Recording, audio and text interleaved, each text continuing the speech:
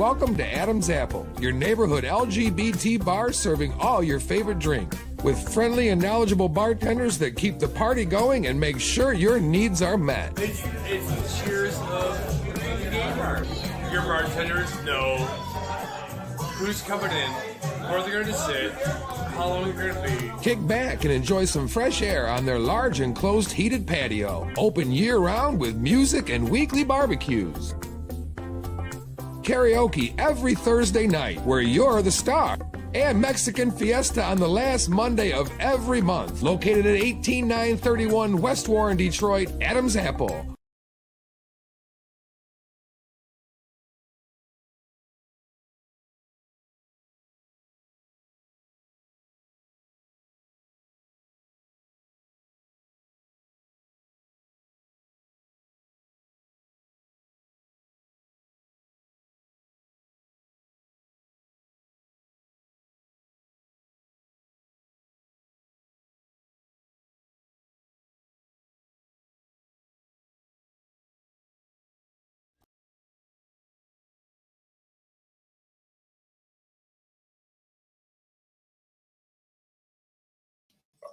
Sorry about that. Good morning.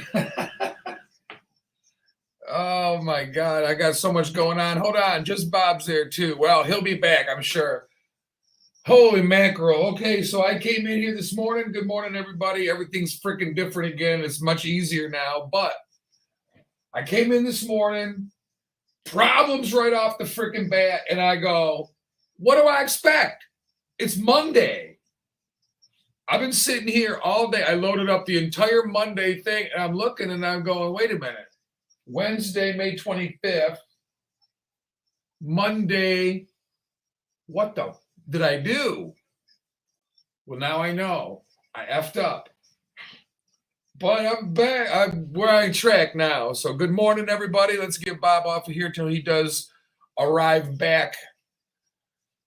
Oh, we're getting there. We're almost ready to go. You didn't get to see my cool intro I made because I effed it all up. But that's all right. Good morning. Happy Wednesday. See here, I'm thinking it's Monday. I'm going, it felt like a Monday. Launch sequence. This has got to be loud so you hear it. 3, 2, 1. My intro. I made this too. You're welcome. I do all my own tricks.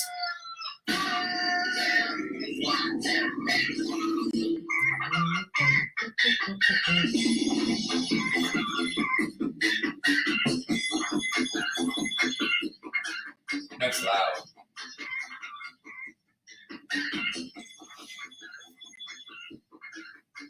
Oh.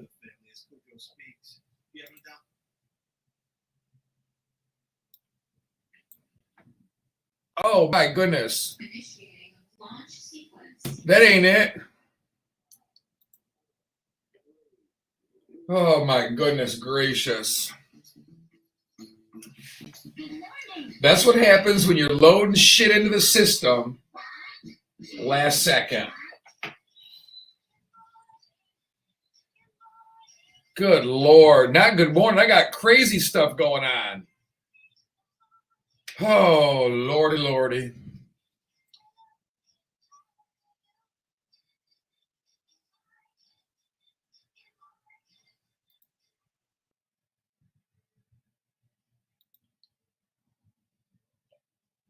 All right, good morning. I was going to try something clever, but this has been an epic fail since we hit go. So good morning, everybody. It is actually Wednesday morning. Joining you live in the studio after a cluster bleep of a morning, let me tell you. Hopefully your morning's going better than mine, but we're here. We're ready to go. It's the 25th of May, coming up to Memorial Day weekend. One of the things we're talking about today, well, a lot of what we're talking about today is going to be about the Memorial Day weekend coming up and about summer vacations and when we vacation, what's our mindset right now? Where do we want to visit in this country Hell, where do we feel safe in this country, right? So I'm looking, I wake up this morning, everything's going good. 3:30 in the morning, I got a good night's sleep. I was in bed sleeping by 9:30, which is kind of late, but still 6 hours of solid sleep. I wake up this morning, rip raring to go. I get in. I'm not the most technological genius, right? So I have some technical difficulties today. Nothing major, but technical difficulties, as in the keyboard, wireless keyboard that's outsmarting me all the time. Let me check this background music and everything. All right, we got the screen's going crazy again for me. I don't know what I did. I don't know what's going on, but we're good to go. Just about will be joining us in a little bit. But the keyboard today. So I'm sitting here. I'm about ready to wrap it up. I can't figure out how to get the computer working. The whole entire computer system won't work because I can't log into the password because the keyboard's not working. So I go, I learned my lesson from last time a couple weeks ago, remember? I have batteries in backup. So I replaced the batteries, still nothing. I go, well, what the hell?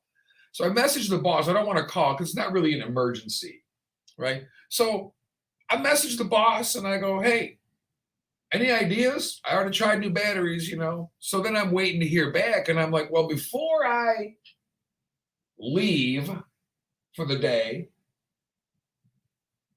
I'm going to Google it. So I Google how to change the batteries on a wireless keyboard. And you know what? The bitch, voice activated. I said that. How do you change the batteries on a wireless keyboard? She voiced back to me, are you serious? I go, yeah, I'm serious. And she said, oh, okay, here. And then put me onto a video. Everything I did right. I'm like, there's only one way to do this. It's simple. Still not working. So now I'm going, well, maybe it's the little plug-in, the USB plug-in. No, because it's an iMac. So there is none of those things, the little plug-in USB port thing. So, well, there's the ports, but not for the wireless. So I'm like, well, what the hell? So at the very end of the video, he says, oh, and there's a power button you got to hold. Oh, baby. Now, there wasn't 9 pages of effects going on here, which is amazing. I wasn't prepared for it. I look up at the effects because at the very beginning, I like to do the old, the applause with the gunfire and everything. And now I got all these effects loaded right in to the system. So I can sit here for 3 hours and not even talk. I can just hit all of these different effects for you. Wouldn't that be fun? Oh, thank God I'm sitting here looking. We got a lot to talk about today, and we'll get to it. But at first, a little icebreaker. Just the morning has to evolve a little bit for me because I've had a crazy morning. I will say this, kudos to the management here. The cameras are back up again. This is the angle we get. You don't like it? Tough titty. It makes it so much easier. You walk in now, because they were getting different, and listen, they got different cameras maybe. I don't know, but it's perfect. Now you walk in, you turn the computer on. Once you can figure out how to turn the keyboard on, then you're in business, see? But now I know you turn the mouse off, turn the computer off when you're done with it. That way it preserves the batteries, right? I would think. But who knows? All right, we are live. Make sure you download if you're not already on the 93.97 Network app. Be sure to download it. That's a new way for radio. Radio's not like it used to be. It used to be, you go on the dial, you listen to what they feed you. Well, we don't eat only what we're fed, so why would we listen to only what we're fed? Wait, we always listen to what we're fed. It's called CNN and Fox News. But radio's different now, right? So you get 93.97 Network's app. You can listen to this show. You can listen to, there's Jay the Great after us. At 11, there's the Honest Truth. There's the Good Times Show. There's the newest hip hop and R&B, and some of the music your mom and dad used to. Yeah. So make sure you get the app. There's a lot of things. You can stay in contact with us. You can chime in about the things we're talking about. Also, on all of our, I'm not even going to go into it. All of our social media pages live stream us live every morning from 7 to 10. As well as the other shows, I believe, are doing live streaming too. So you can catch it on the app. You can catch it on 9397network.com, where you go for the voiceover contest that we're still holding.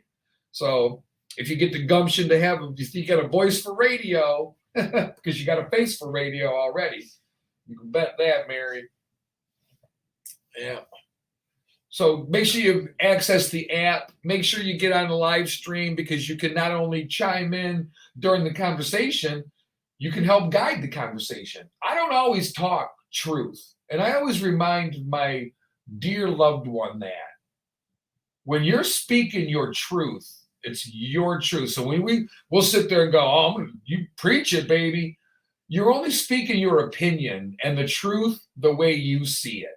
And we see a perfect example now, the blaring difference that people can have. Good people. Not every trumpeter is a bad person. Not every Biden person's a bumbling fool who just wants everybody to hug trees and everything's free in the world. That's not the way it is. Those are extreme views. And most good people are good people. And we go, well, we lump them all together. But that ain't the way it's supposed to be. Yeah, we got a lot to talk about. Vacations. Are you going somewhere? The experts, quote unquote, are saying $6 a gallon for gas. And I say to thee, I haven't seen a real downtick. I haven't really seen a decrease in the amount of traffic. I haven't seen less than a 15-minute wait at your steakhouses and popular expensive restaurants. And I say expensive, I don't mean hoity-toity. I mean more expensive than Applebee's, but not quite $80 minimum a plate, right? Where you go into the restaurant and there's no prices. We're not talking that nice. We're talking $30 and under for a meal. And a $20 to $30 meal for most Americans is considered expensive when you go out. How many people, when they go out, order the $27 steak? Not many. And that's okay. There's no shame in your game. But if you are the one that goes, I do, we have a name for that. It's called meathead. In fact, let's digress for a second, shall we? I'm driving to work today, and I decided I figured it all out. There's a guy driving like a madman. The speed limit is 35 miles an hour. There's houses on the street on each side, and every block is a subdivision street. So what have you got? Picture it if you must. You got a street, you got a sidewalk where kids play and ride bikes. You got another sidewalk with a stop sign.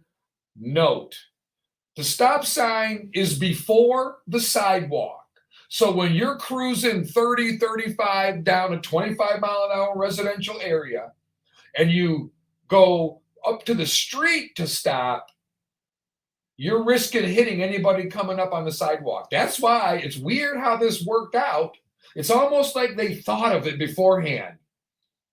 The stop sign's actually before the public has legal access to the walkway, which is the sidewalk.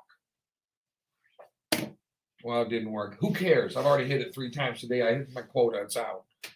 Got to refill it. So, today I'm driving. Meathead is the new term. It's not a new term.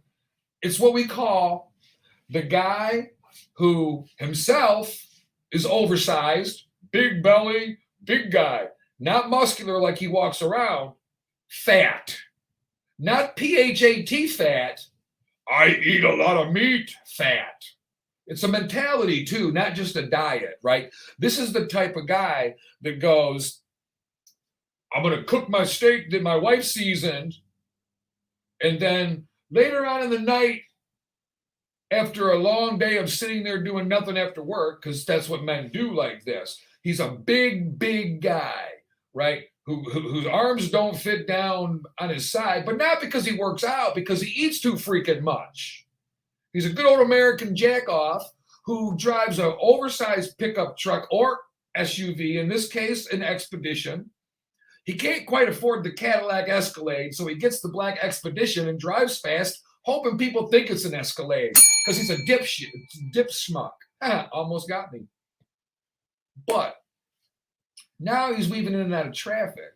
The only thing missing was the small set of testicles hanging from the back of the truck. But au contraire to the joke I like to make, not all of these guys have small penises. They're just so big themselves that their penis seems smaller. These are the type of guys that'll be sitting there when they're done eating, and they'll go, I worked all day. And then the wife goes down there to take care of the business and give you a good old-fashioned with a little bit of oralification maybe. You fart, and you go, see? You spiced the steak perfectly. You're welcome. We call you a meathead. So when you see the big guy driving the big SUV or the big pickup truck, and he's usually wearing a white t-shirt, nipples stick out further than mine, right? He's usually driving with either one arm hanging out the window and his other one, the wrist hanging over here like this. He doesn't use his turn signal because he doesn't need to. It's 30 degrees outside and he's rolling with the windows down because his heart's going doom, doom, doom, doom, 400 million miles an hour. What a prick. Those are called meatheads. Don't be a meathead. It's funny too, because when I'm driving into work in the morning, I get here about 5:45. Why is everybody in such a hurry to get to work in the morning when you hate what you do? Most people, how you doing? I'm here. Well, then leave, man. Go find something you like to do. It's not that easy. Oh, yeah, it is. Actually, you're just making excuses for yourself like we like to do now. Don't hurt my feelings. I'm going to get flagged for calling people fat. He's fat, okay? When he looks down, he sees 2 B-cup men boobs, a belly. The belly button's like this size. If you're on the live stream, you can see this thing's big, round. He's fat. But no, that's offensive. We got to be... He's offensive, driving, putting my life and everybody else's life at risk because you think it's cool. Well, my vehicle's safe. I could run your little car over. Yeah, well, thank God you're not laying under me. I feel bad for your wife. Good Lord. We're also talking about today, not only about vacations and are you going somewhere, but staycation might be in the order. But we're going to be talking about the top United States beaches for 2022, all before Memorial Day weekend, just for you. Yeah. And we already know drugs are a prominent part of our culture. We also know that we avoid talking about the real issue, and we're going to talk about what happened in Texas, but it's not really news, is it? I mean, that's a lot of kids to die at once, and it's atrocious, but is it news? No. I'm not surprised. Raise your hand if you're surprised at what happened yesterday in Texas. We glamorize the hell out of it, first of all. We make people go, hey, there's a thought. I know how to get my point across. I'll kill my grandma, and then I'll kill 19 other kids. 17 and 2 teachers, or 19 kids and 2 teachers, whatever. Just another notch on the totem pole of America. But we're not going to digress into that right now. We've got video and audio to accompany that hot freaking mess in a little bit. Oh, we may not as a society survive after the Russian war. These are not my words. Have you ever heard of the man George Soros? S-O-R-O-S? He's a billionaire. His words. Hungarian-born billionaire George Soros delivers a speech on Tuesday to attendees at the 2022 World Economic Forum in Switzerland. And he says, you better enjoy the weekend. Pack your bags. We may be going home to Jesus or wherever you go home to in your religion soon. Are we in the end stages of the world? And if so, is it meant to be? Or are we, the humans, effing everything up so bad that we're just going to hit the right button? Boom. See? Boom. Double whammy. Triple whammy. Uh-oh. See what happened? That was 5 went off. That's all it takes. Even when the fighting stops, as it eventually must, the situation will never revert to where it was before, warned the 91-year-old billionaire George Soros. Other issues that concern all of humanity, fighting pandemics, climate change, avoiding nuclear war, maintaining global institutions, have had to take a backseat to this Russian struggle. That's why he says civilization may not survive. So who the hell is he and how does he know what he's talking about? He ain't nobody different than anybody else. He's a human being. When he goes pee, it's yellow or gold or yellow or maybe clear. Who knows? The former hedge fund manager, who is chair of Soros Fund Management LLC and founder of the Open Society Foundations, is famous for using his wealth to help foster open societies and create inclusive democracies with governments that are held accountable. Watch your tongue, sir. This is America. We do not hold ourselves accountable in this government. Thank you very much.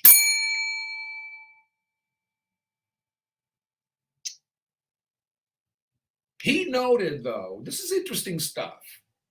He noted that after 9/11, after the events of September 11th, 2001, welcome to the world, those of you who were born after that, because you really missed on a different world. It was different back then. We were innocent. We were naive. We were not innocent. Let me rephrase that. Retract. I object to my own statement, Your Honorless. We were nowhere near that. But we are not innocent, never were, never will be as a country. However, that's not the point. We had a different way of life back then. It was different. Wasn't perfect. I'm not blaming that on what we got going on now, but it was the beginning of the end of the way we did things. That was where the tragedy of 9/11 happens. We're all scared to death. We don't know what's actually going on. But we knew the world changed a little bit that day. We were vulnerable, right? We didn't care. Race wasn't a factor anymore. We hugged. It didn't matter. I didn't go, oh, wait, I might as well hug you even though you're Latino. You didn't look at me and go, aren't you a Polak, Italian? I don't know. Maybe you should stay back a little bit. No, we gathered. My Lebanese neighbors who go home, well, we've moved now. They've moved now. We both still live in Dearborn, but we've moved. We've upgraded our homes. We stood outside. They go home every day. They're Muslim. They're Lebanese. I don't know what their religion is. They're definitely not Christian. We stood at the fence and talked. We didn't cry. I'm not going to get over dramatic. But we stood out there and nobody was sitting there going, look what your people did. Well, your people deserved it. You ugly Americans. Well, blah, blah, blah, blah. No, we didn't have those type of conversations then. But could you imagine now with the climate that we're in, this country? We've introduced adult ignorance to our children. What am I talking about? What happened yesterday? What happened last week in Buffalo? We've introduced the children to this stuff at our dining room tables across America. Thank you for doing that, by the way. We don't want to talk about sex. That's taboo. Oh, God, no. Peter, don't put your Paul and Mary. What? It's natural. It's normal. Can't talk about it. No. Let the 18-year-old boy down the street teach the little 13-year-old girl about sex. See, it all starts oral. Oral anal. Oral Annie. Little Oral Annie. I forget her name now, with the big bad wolf. I don't know. Oh, Lordy. Yeah, so, all right, where are we at? 7:25. Let's do a little recap. We're going to be talking vacations. We're going to be talking about beaches. Where are the best ones in the United States to go? Is it worth driving to them? We're also talking about this new thing, self-checkouts, and a new dilemma it poses. And it's not about employment, right? I saw the other day, well, no, let me rephrase. I saw a couple weeks ago, I'm standing in line at the grocery store, and I got a basket full of stuff. It cost about $100. There was a gentleman, I believe it was an older gentleman. My memory fails a little bit, but it was an older person later, probably pushing 80. They were standing there with 2 or 3 items in a line in an aisle where everybody was checking out with basketfuls of carts because you had more than 12 items. Where you go to the self-checkout, you got 12 items or less. You go to the self-bagging, and you can have unlimited items. You just don't have a cashier. It's self-checkout, but when you've got the basket full. So it's got the bigger conveyor belt and everything so that you can do it all. This person was one of those that says, no, I'm going to talk to a human being. I'm going to stand in line, and you're going to take my money. And it brings a new thing. It's a new conundrum. It's a new problem, a new thing that we're having now with these self-checkouts. Beyond they took our jobs, and now we've got open, you got one person or 2 people that can run a dozen checkout lanes. That's the new way. So, and also, as we said, we're all on drugs, and so are the fish. We'll talk about that. And this is going to be the category. We'll call this topic "Shut Up and Take My Money." Cool gadgets, cool things that you might not always think of, and then when you look at it, you go, "OMG! I can't believe I didn't think of that myself. I could use that big time." So, a lot of good information today. We got expert insight into gasoline. I love how you people, I love how you people sound. 8 months ago, President has no control at all over gas prices. Now, Joe Biden, it's your problem about the gas prices. And then the other people go, but wait, he says he's going to do something about it. But wait. He has no control over gas prices. How did that change into he's going to do something about it? I know the answer already.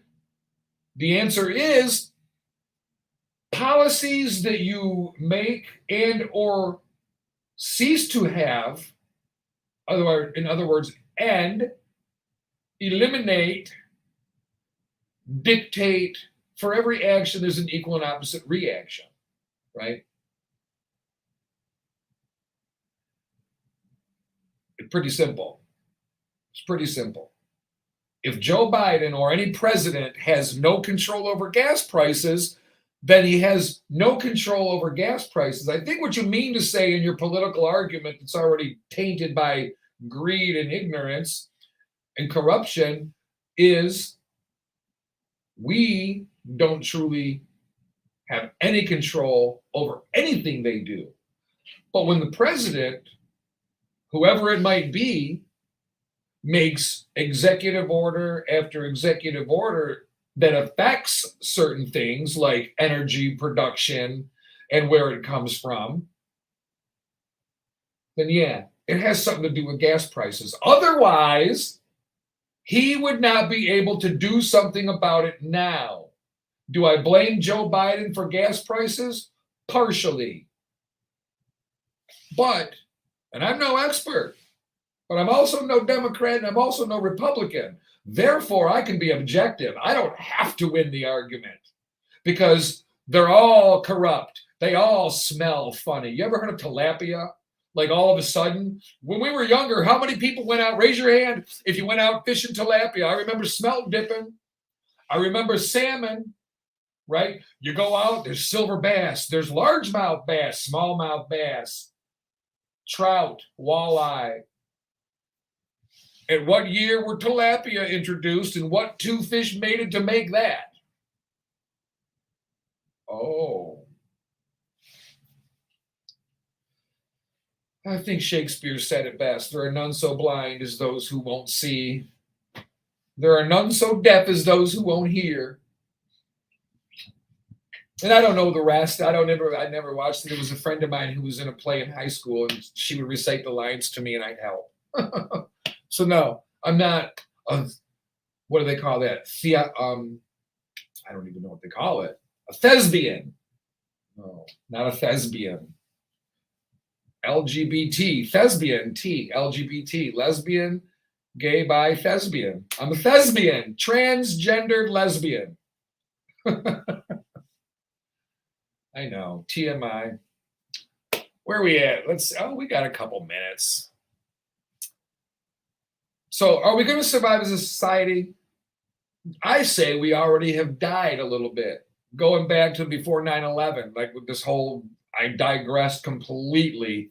But after 9/11, the tide began to turn against an open society, right? We started having, in the name of safety, we got to make these rules. It wasn't such a pain in the butt getting through the airport and the TSA before 9/11. But after 9/11, it's a pain in the butt, isn't it? Now it's a pain in the butt. But guess what?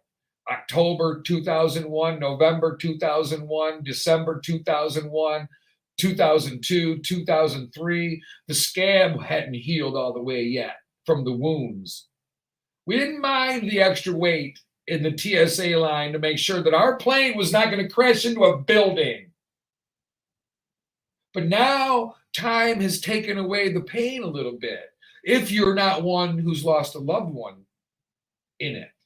Yeah, it still sucks, but our life has gone on. But we didn't lose a loved one.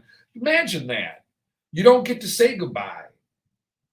You don't get to confront the people who took your loved one away to be able to even speak last words.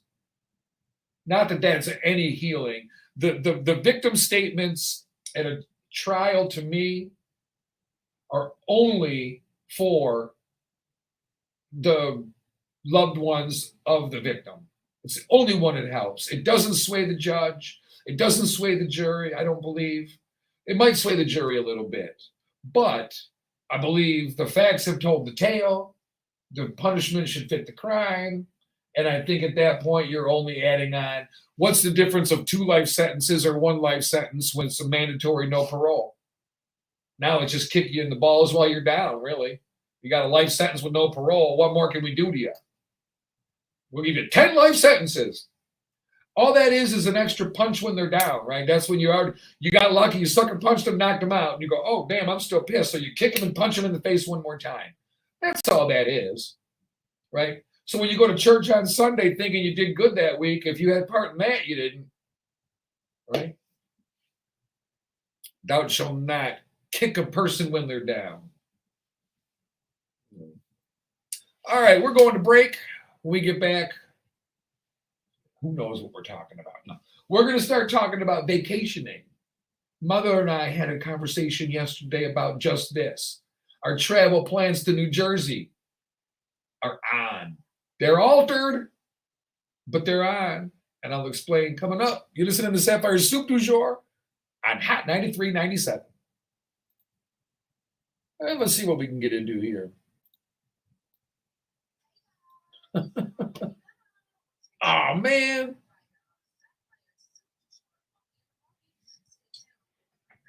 We don't care if you rock out with your quack out or jam out with your clam out. Just do it here on WHOT 93.97. Download the 93.97 network app today. I must have been drunk when I did that. Slurred my words. Oh, I got to turn that off. All right. Lordy, Lordy. I'm glad I worked this out. I was almost kaput today. Be right back. I just got to grab something.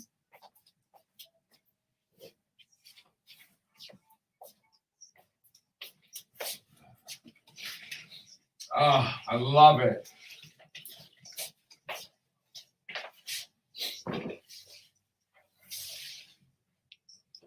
Yeah, I'll tell you, man, I'm watching the news about that shooting, and I go, that's not news.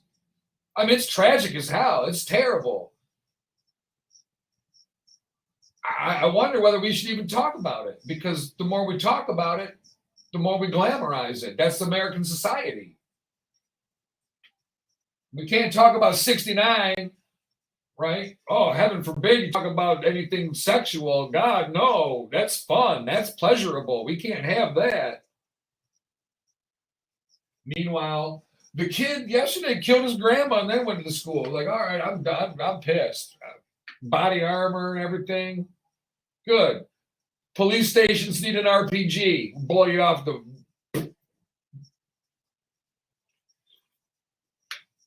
That's a bad idea, by the way. But hopefully you guys are all doing good today. I can't believe today. What a weird morning. It felt like a Monday. I thought it was Monday. I loaded the Monday show. It acted like a Monday up in here. I didn't know about the turning the power on and off. Glad I Googled it. I'd have felt like a real dipshit if I'd have left today, because I couldn't do my show without the computer. I go, at 6:30, if I don't hear from the boss and I can't figure it out, I'm leaving. And at 6:30, I go, all right, I got to Google this real quick. I can't give up yet. And sure enough, I did batteries. I didn't realize there was a power button. Thank God for Google and YouTube, baby.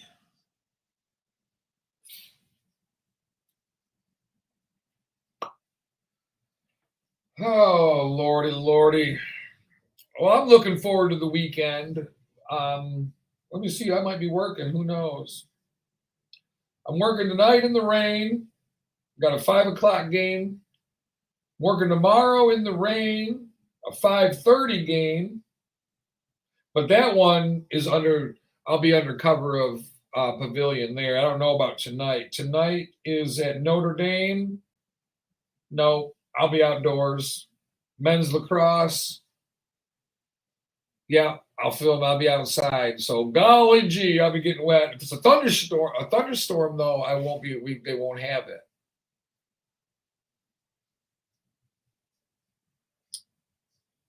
I did a bunch of your work in the yard last night. Yeah, well, this weekend we did a bunch. Getting there, the front's all done. Yesterday, took my aunt Karen, my partner's aunt, Karen out for dinner.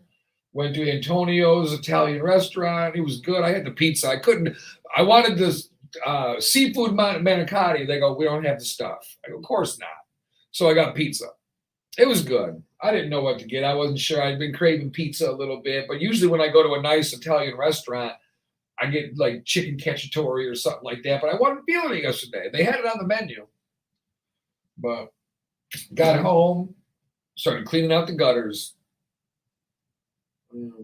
That's always a pain in the ass. But getting the gutter guards on it, our landlord is putting gutter guards on it when he redoes our deck this week. After we've been there 5 years, and for 4 of them, he's been talking about replacing the deck. And it's been in bad shape the whole time. Not terrible, but now it is. Now it ain't up to code.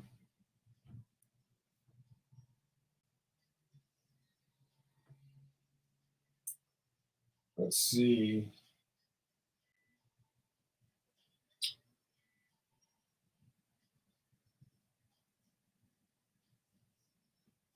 Mhm. Oh, even though I got a good night's sleep, a full 6 hours, I'm tired. Gasoline, $6 a gallon in the summer, according to experts. But I haven't seen a decrease. I see people at the gas station a little less because we drive a little less maybe. Got to get to work, got to get around, and it takes a while for something like that for the residual impact to be seen. Because we see the prices, but we got a full tank of gas, so we go, oh damn, yeah, gonna have to curb it. But we don't curb it. We don't really change our lifestyle. We don't really change our schedule. We don't really change our path until we start going, oh, now I got to refill. For me, $40 now gives me half a tank. It was giving me almost a full tank 2 years ago. And I don't care who's to blame. I don't care what's to blame. It's freaking bullshit, right? It's bullshit.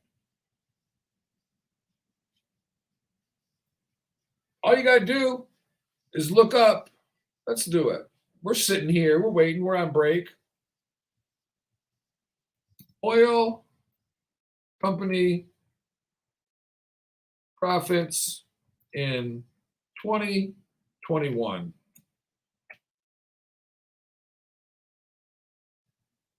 Oil companies' profits soared to 174 billion in 2021. Soared. An uptick. Fuck that word.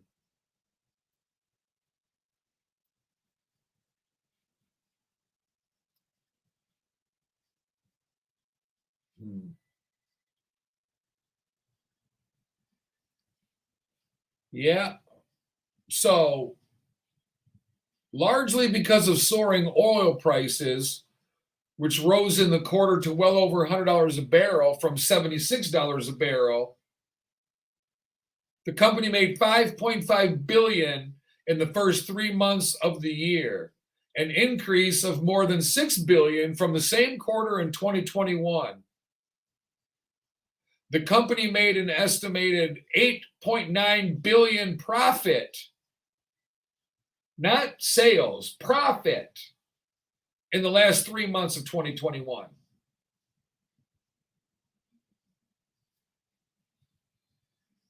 Exxon made $23 billion in profit in 2021. Okay, hold on.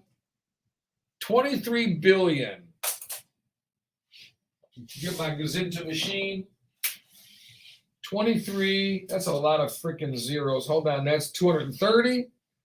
That's 230,000. That's 23 million. 230 million. 23 billion. 0.00. 23 billion divided by 52. They made 442,307,692.30 a frickin' day profit. $442 million profit a day. So when we go to the gas pump and we're pumping all that crap in, and then we're listening to these politicians and these people, these talking heads speak to us, they're lying. Okay? They're lying. We're going to get together and see what we can do about the gas prices. And then you get Joe Biden up there going, please quit price gouging. Shut up. Go sit down in the corner where you came from. You're part of the problem, Joe.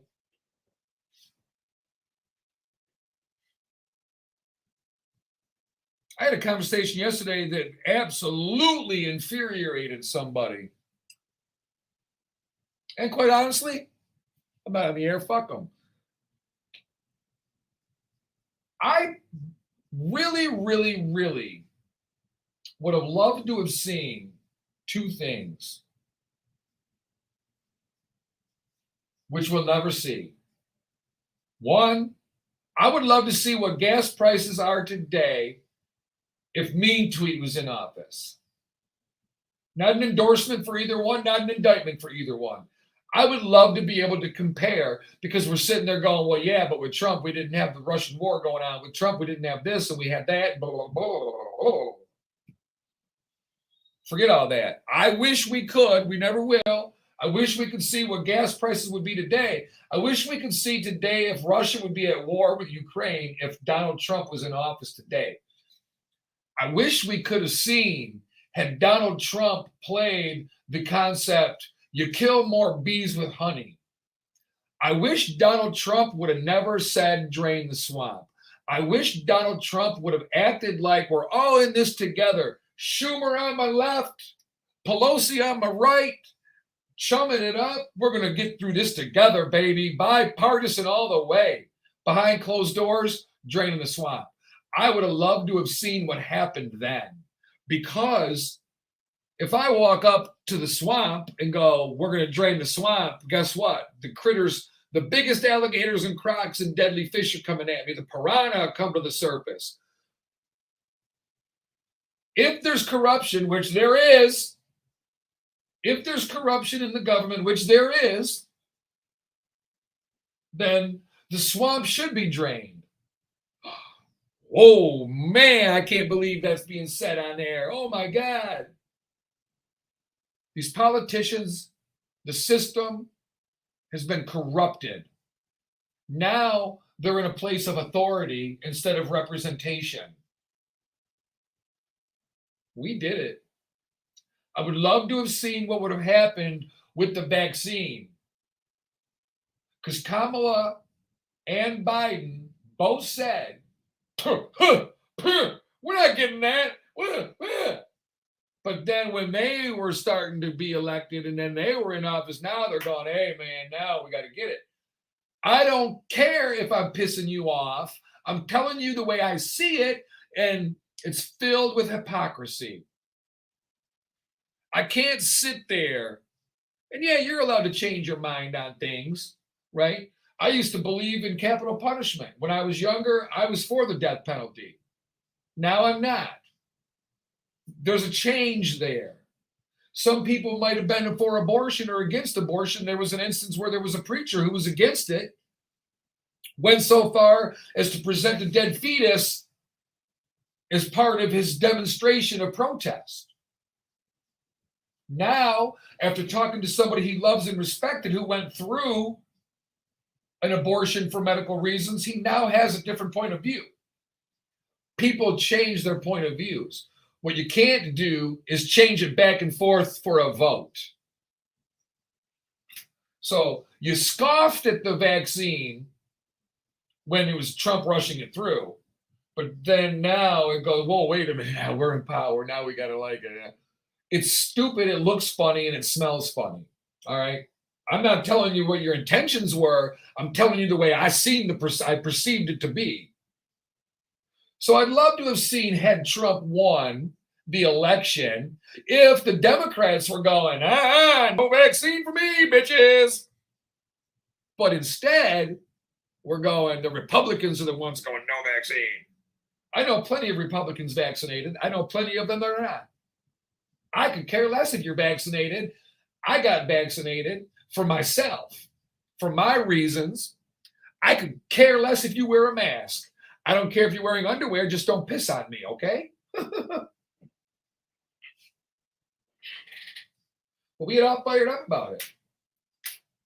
I would love to have seen those things had Trump never said drain the swamp and blindsided people. Because we do have corruption and nastiness in our politics. We got Joe Biden's calling for more gun legislation. Every single thing these fuckers are doing is illegal. Well, they obtained the gun legally. How about we focus on not wanting to go kill people for the problem? You'll get your hands on a weapon if you want to. See, this whole law stuff, making a law against it. It's knee-jerk emotion to something we're numb to it. It's not an emotional event anymore. It's an emotional event for the people involved. When I see it on the news, I go, poof. I didn't even turn when I heard last night. I heard about it yesterday. I did not even turn. Before, I'd have been right on it. I'd have been like, oh man, CNN, Fox, Newsnet, or whatever the hell the other one is, Newsmax, and all of them, MSNBC, local stations breaking in. I want all the information I can get. Not no more. Oh yeah? Oh, 19 dead? Damn. Damn. That's how we roll, man. What? That's what we do. It's the residual. All right, this is the last song, then we come back. We'll come back at 7:57.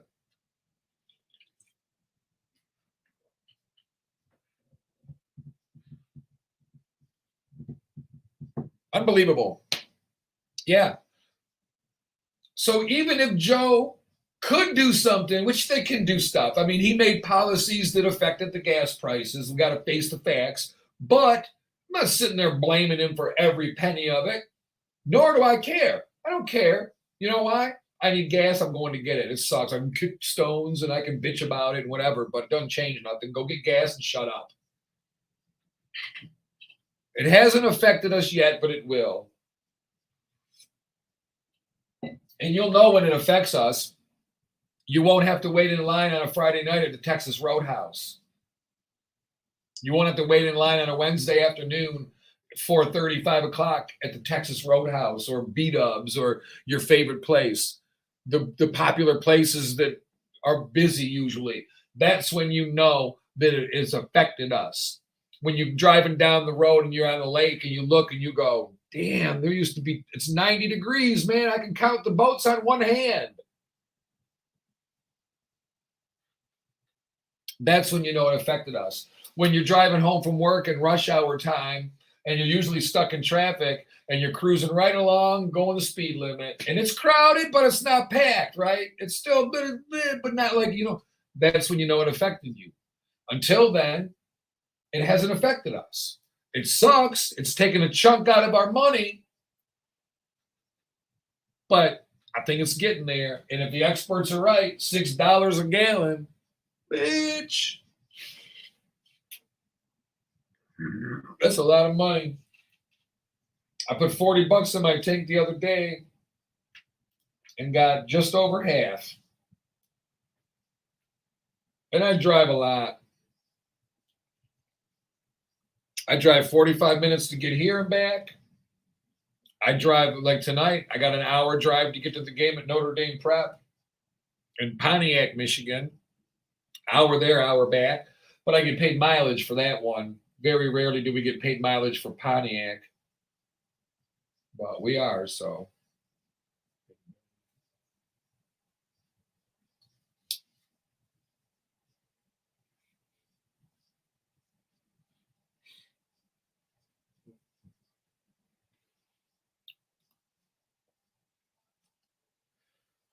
Oh, Lord, my hands are a mess after yesterday.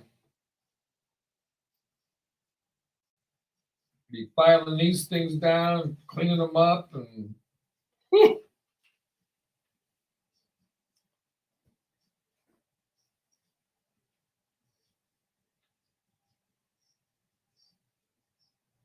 One minute about.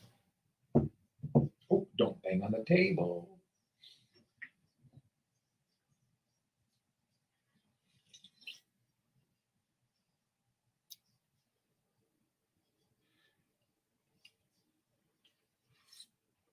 Mm.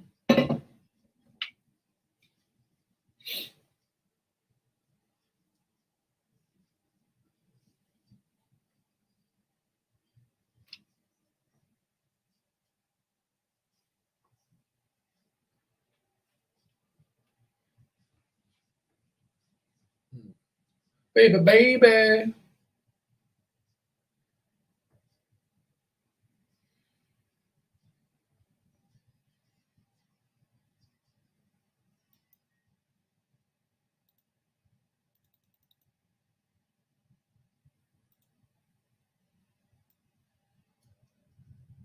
All right, we're still trying to figure out all these damn effects so I can get the applause back, but I love it. We got 9 pages. We have 9 pages. 9 pages of effects.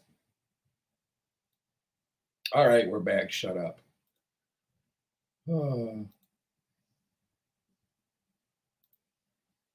See, you've got all this stuff. I love it.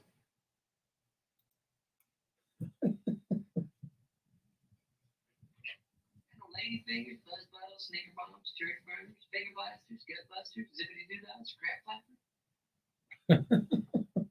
All right, will we survive as a society because of the Russian war? George Soros says we may not survive, civilization may not survive, and I kind of agree that it's already obviously not the same dating back to September 11th. This is all the conversation we had, among many other bits and pieces, in the first half hour of Sapphire'S Soup du Jour on Hot 93.97, which you're listening to now. And thank you for doing that. Today, China and Russia present the greatest threat to an open society. Open societies have governments that are diametrically opposed to governments in closed societies. That makes sense to me. In an open society, the rule of the state is to protect the freedom of the individual. In a closed society, the role of the individual is to serve the rulers of the state. May I repeat that? I'm going to anyway. In an open society, aka the concept of the United States of America, the rule of the state is to protect the freedom of the individual. In a closed society like Russia, like China, the role of the individual is to serve the rulers of the state. Let that sink in.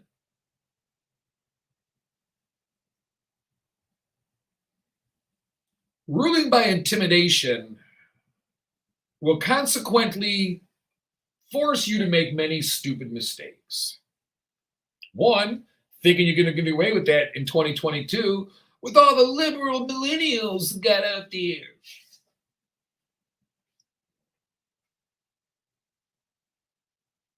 Artificial intelligence is one of in digital technology. Space Force. Now we're in Space Wars. Star Wars is right around the corner. I can't wait to meet Chewbacca in person. Actually, I think I met her once. It was a drag show here in Detroit. It was like, hey, you look great, except for when you turn around, you got to shave your back, girl.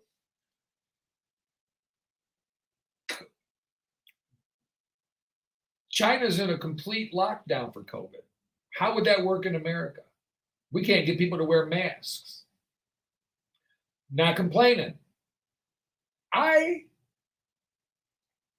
feel that masks helped. Will I say it worked?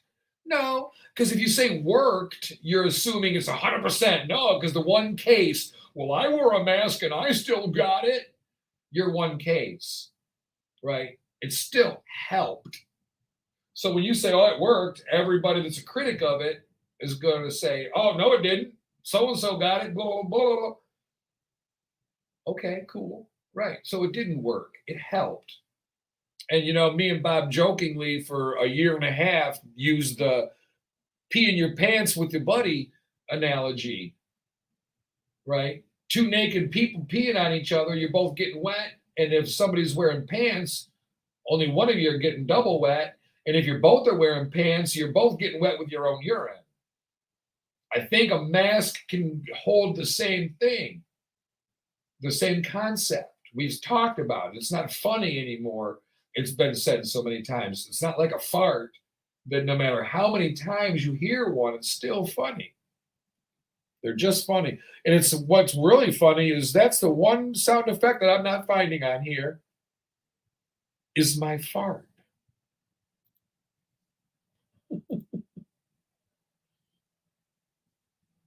Why would you leave out the fart? There we go. Oh, thank you, Princess. Our listeners are going to hate you. Well, they're going to hate me, but they're going to blame you for me being able to have access so easily to all this. I love it. And we got Ukraine doing all of our fighting for us, so that's a great thing. So we were on break, and we started talking a little bit about the vacation thing, right? We're going to talk about going on vacation.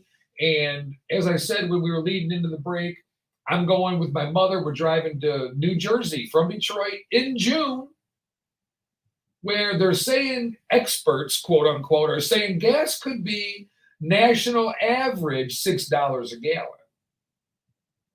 So now I'm going, when I get off of work sometime today, I'm going to Google a MapQuest, actually, the distance from my house to my brother's house. And I'm guessing it's going to be around 600 and some miles, maybe. I don't know. It's 11 hours-ish to drive. So we've done two things. Me and Mom talked yesterday. We're still going. We're not going to see our relatives, who we only see once a year if we're lucky. Right. So we're going to do something a little bit more adventurous. We're not taking the turnpike, which is a toll road. We're not taking the toll roads to help save money because we're going to be spending it on gas. The money that would be toll roads can be spent on dinners or whatever else. We're taking a scenic route, which will take a little longer, but we've never driven it before. So as I've said before, when vacation starts at your destination, you're doing it wrong. Our vacation starts the minute I leave my last job. So when I get up Thursday morning, we're heading to New Jersey. By dinner, we'll be in New Jersey. So we're taking a scenic route. We've never been that way before. We'll get to see new things. We're not in a hurry. We're going to save money, spend time. What's more valuable? Me and Mom get to spend time together, or we get to go spend money together. Well, the perfect world, we get to spend time spending money together, so we're going to have to stop and go shopping somewhere along the line, which we like to do. And first, when I first transitioned in 2018, fully woman transition, became a woman, she was a little uneasy about going out. Wasn't sure how the public would react. At that point, I didn't care. Not that I didn't care. I was prepared to not worry about it. I have to be me. This is who I am. Like it or leave it. Many have liked, some have left. I've lost friendship. I've lost childhood friends over me being authentic. I'm not mad. It is what it is. What can you say? But at first, Mom was a little bit like, well, I don't know how, she didn't say anything. You can just tell. It's apprehension. And then she got more comfortable as she saw people don't really care, right? I don't draw a lot of attention, even though I'm 5'9", 150 plus. I draw a lot of attention, but people don't stare. They don't not because of my looks, right? They look and they go, oh, wow. And then they kind of go about their day. Most people don't care.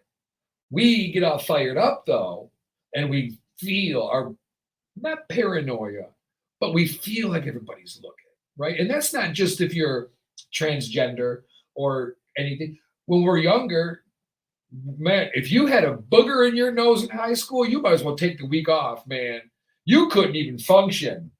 But now, right now, you're older. Once you turn about 35 or so, people go, hey, you got a little booger. You go, oh, yeah. And then you pull it out and start dangling in front of them and stuff like that, right? People get away from me. What's wrong? But that's the mentality. People don't care anymore. Why do you think we're going to be talking about Walmart in a little bit. Why do you think people don't dress the way they dress You know what I'm saying there? The little play on words.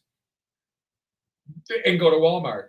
Half the time you wonder if it's a plan. Like I'm going to find the dumbest thing I can find at a Salvation Army. A shirt that don't match the pants. I'm a size 16. I'm going to get a size 8 Daisy Dukes. Look like a busted can of biscuits. Just to get the reaction. And maybe I'll see a picture of me posted on Facebook. Oh, that'd be funny. Random post on Facebook. So on break, we're sitting here talking a little bit about vacation and gas. $6 a gallon. People are arguing. People are losing friends and not talking to family anymore because one blamed Biden and the other one loves Sleepy Joe and the other one's a Trumpeteer and everybody gets so fired up about something you can't even control and they're all laughing at you. So we decided to look it up because surely you can describe this as really simple. It's supply and demand, right? Our demand has gone up so much that they had to raise the price. Hell to the no, you dumb. You got to be kidding me you believe that crap, right? You're a fool. You're a damn jive turkey. ExxonMobil, one company, net income over $23 billion in 2021. We did a little bit of math while on break. We were looking into all of these little things here. The average net profit margin for oil and gas production was 4.7% in 2021 and 31.3% in the fourth quarter of said year. We don't do math in public, but 4.7, 31.3, that's like 27.4, I think. Carry the one, slash the T. Big fish, little fish is greater than, I can't remember. I don't know.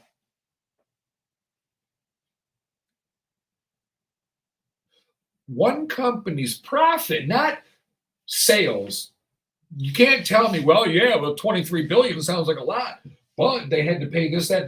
No, profit. Money you made when all things are done. Kind of like your paycheck, right? You worked all week. Let's say you make $20 an hour. You work 40 hours a week. You got $800. But did you? Did you? No. You probably got closer to $650 before any deductions, right? Just for taxes coming out, you probably bring home about $650. Then you start taking out if you've got a healthcare plan and blah, blah, blah, garnishments or whatever. So your $800 a week turns into $600 a week. Average it out. We'll be even lenient, $650. We'll say you pay $150 a week in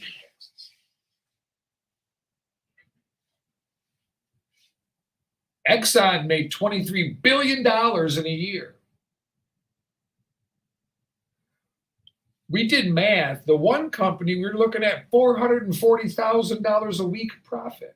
Or no, a day. No, it was a week. I'm sorry, it was a week.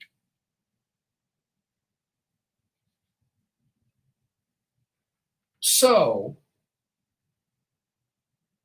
the money is being made by the oil companies. This is not a supply and demand where it's like, well, we got to charge more or we'll run out. No, you're gouging us and we're going to accept it and just rob from each other, right? Now the thing is people are siphoning gas out of people's gas tanks. How low life are you that you're going to go around in the dark of night siphoning gas out?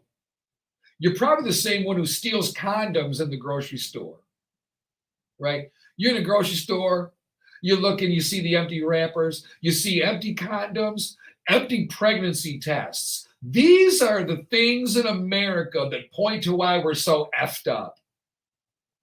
We have people having babies, right? Condoms have been stolen, but those didn't work properly for somebody because the baby's coming, you got a pregnancy test. If you can't afford the pregnancy test, put a penny between your legs and hold it there, bitch, until you can afford some stuff. Then spread them legs.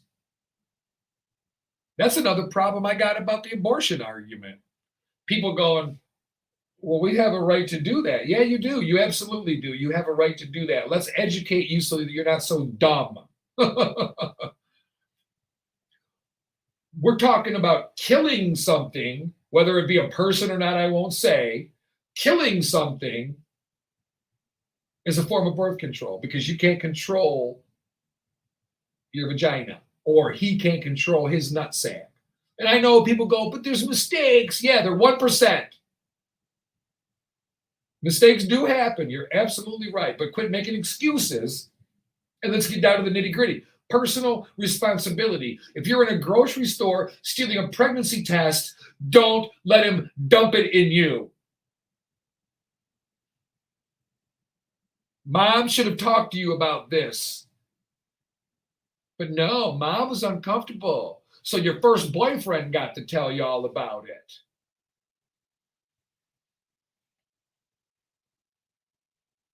No, you can't get pregnant if I eat it out of there as soon as I'm done. Yeah, you'll be fine. Yeah. Letting people raise your children. And you wonder why we have all these problems. I don't wonder one bit. I don't wonder one bit. We're so misguided on what we're supposed to be doing. I'm going to New Jersey this year. I don't care if gas is $6 a gallon. You're not stopping me from doing what I want to do, seeing my family. But I'll tell you what, I'm going to alter the way people do things. What about going to the beach? Now the thing is going to be staycations. We know what that is. You stay home while you're on vacation. It's actually not a bad thing, right? You actually have less stress usually. How many times have you heard people or you yourself, when you get done with vacation, going, I can't wait to get back to work to get some peace and quiet? Because when you get on vacation, we've gotten this thing where we got this bucket list. We got to check all this stuff off, and we end up not enjoying and relaxing. And it's just like exhausting to be on vacation. It's like, so you worked hard all year to stress yourself out and not have fun? Makes no sense. A staycation could be a good thing, but then you don't get to travel. So there's things, right? Different ways to go about things. And quite honestly, it's up to you individually, what we want to spend our money on, how we want to spend our time in the summer. Now, if you're Bob, you've got an in-ground pool. You go, maybe, because you can do water, filter, chemicals, it costs a lot of money. There's your gas money right there, right? Unless you have an open-ended entertainment expenditure account, right? Your budget allows for everything all at once. If that's the case, that's cool, but not everybody can do that. So a lot of people go, hey, take your pick, honey. You want to open the pool this year, or do you want to go to Cedar Point? Cedar Point, if you're not sure, is in Ohio. It's a huge, pretty world famous amusement park. Pretty pricey to get in and to go, right? Not like Disney World or Disneyland pricey, but expensive to go. Take your pick. We can do one of the two. Can you want the pool open all year, or do you want to go to Cedar Point for a weekend? We know what we want. Pool, baby. But not everybody. Some people wouldn't feel that way. You could go to the beach. I got to find it. Let me find this story real quick. It won't take long because it's, to me, I need to have it. And we're talking about beaches. The top beaches to go in the US. People automatically, first thing I thought of when you say beach to go to in the US, I think immediately Myrtle Beach. Who wouldn't?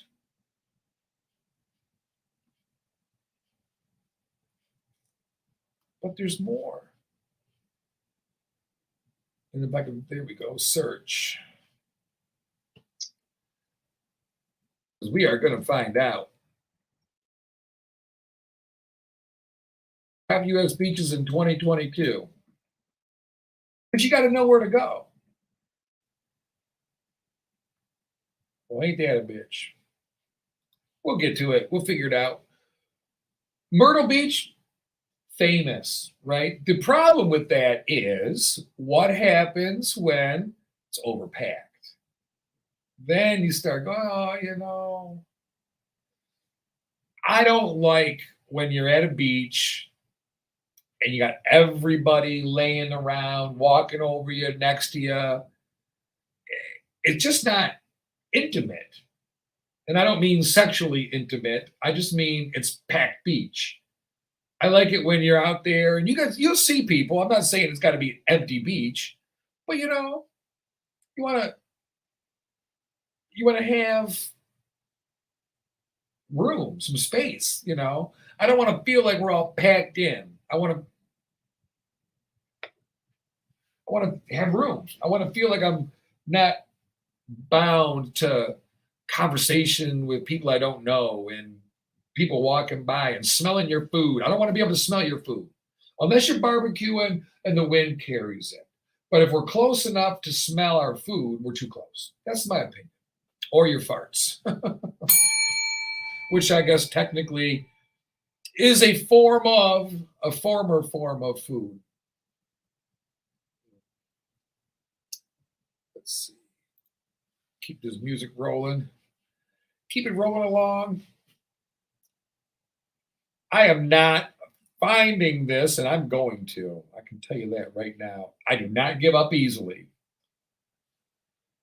How far, if you had plans, are you planning on continuing to travel? Or are you deciding it might be cheaper to fly?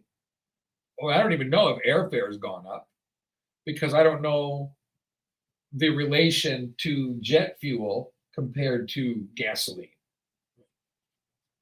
But I'm sure if there's a way, they'll definitely raise the price if they're allowed. Let's see. Everything about the shooting. Which, look, it's bad. But I don't know that's what we're asking for. I wouldn't really say that. But it's more along the lines of what would you expect? What do we expect? And how do we fix it? Is it more gun laws? No, it's not. Is it training up our children in the way they will go? Yeah, absolutely. Teach your children not to want to lash out in rageful anger. Whatever happened to when you got mad, you threw a temper tantrum, and then you felt bad, you regretted your actions, you learned from it, and the next time you might not have been so hot-headed because you remember, you go, oh yeah, I didn't like that when I acted a fool, and it was embarrassing afterwards. We've lost that. We've lost the ability to be wrong. We've lost the ability to humble ourselves to say, I'm sorry. Not I'm sorry, but I'm sorry. I have no excuse for what I did. But now we go out and do a bunch of crazy stuff. Are these in alphabetical order? I'm about to find out.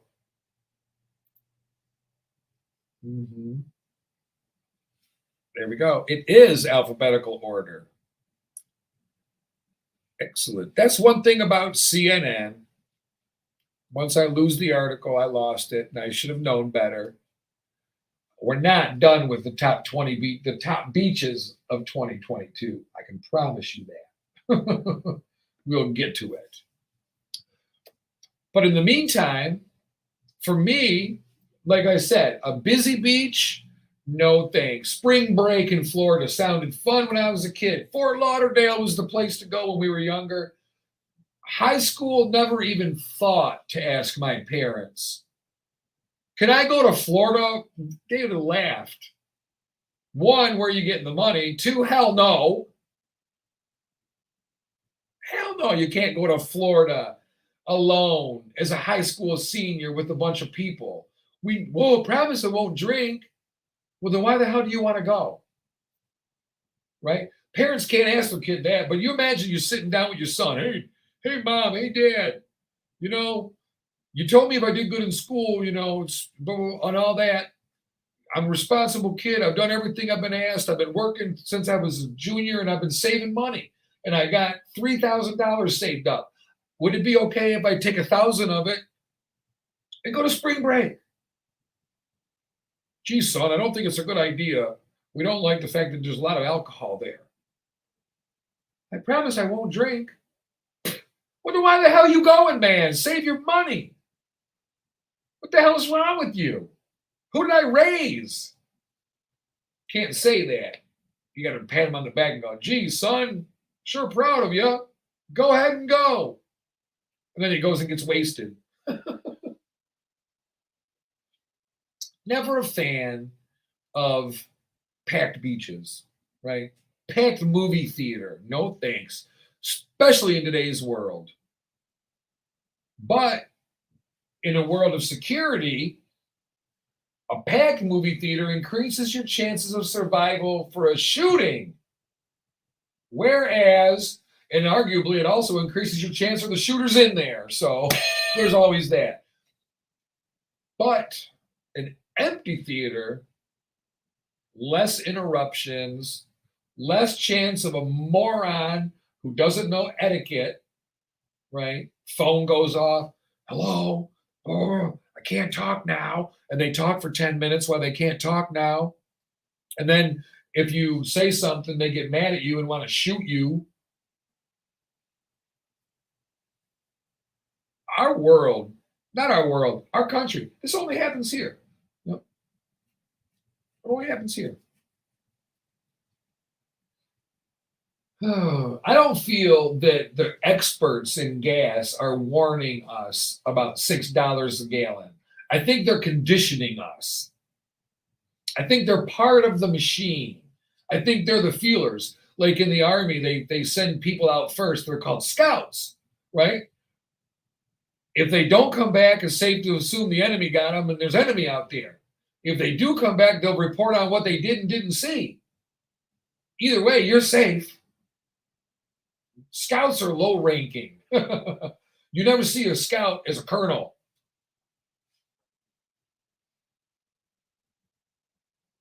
Well, maybe you would. There'd be one, but believe me, he'd be behind the lines. Behind the lines. Where are we at? 8:23. Yeah, I think we're ready. And I'm going to try to find that article when we go to break. I wouldn't hold my breath that I'll find it. Sometimes you don't see things sitting right in front of your face. All right, we're going to go to break when we get back. We got plenty more to talk about. Walmart. Not just Walmart, though. We're talking self-checkout and some of the problems that poses. And then also we're doing a segment, Shut Up and Take All My Money. Cool gadgets that we just got to have once we hear about them. Coming up on Sapphire'S Soup du Jour. Keep it locked.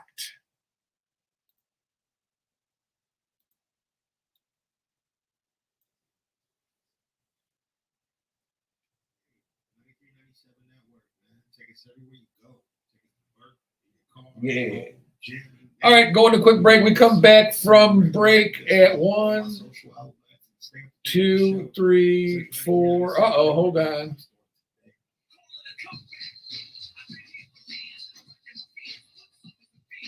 Let's see. 1, 2, 3, 4. 1, 2, 3. Huh. How about we do, let me find one here.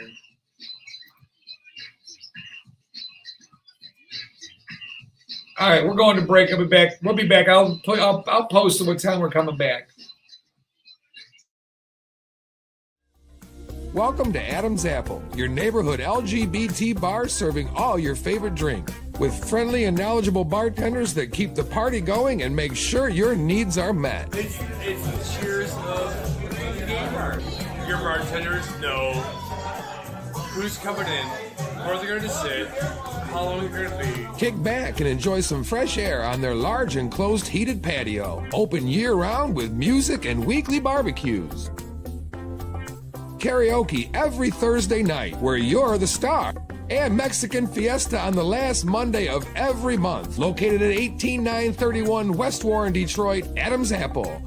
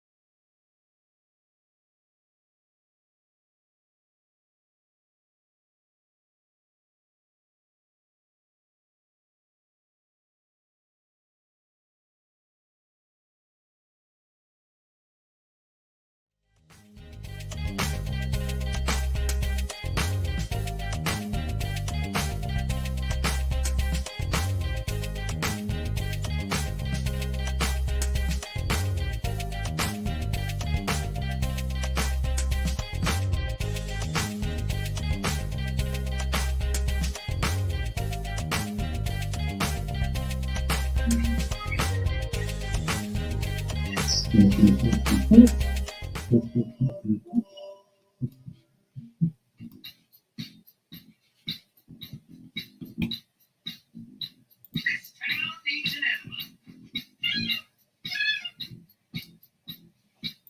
firecrackers. You stick them in mailboxes, you drop them in the toilet, shove them up bullfrog net.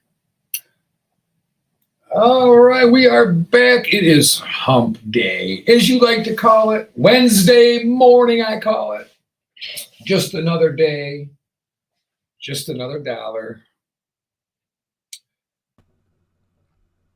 Here, trying to vacations this year, right? Are you a beachgoer? Are you a boater? Boating, I can't imagine how, I mean, the price of gas and everything going crazy, but how do we figure out? There we are. Hello. Good morning. How are you today? I am all right. How are you? I'm doing fabulous. Good. Yeah, just Bob joining us after a long morning without you. Well, thank you very much. Oh, yeah. Doing my bestest. That's all I can do. Family is shocked to find a naked body, well, a dead, pale rubber sex doll who had been murdered in the bushes. Thankfully, the police took the rubber body away in a body bag to help her maintain her modesty. Oh, okay. This guy, 36-year-old Vikram Dawson, right, stopped while driving to go pee. Mm-hmm. He comes running back to the car, freaking out.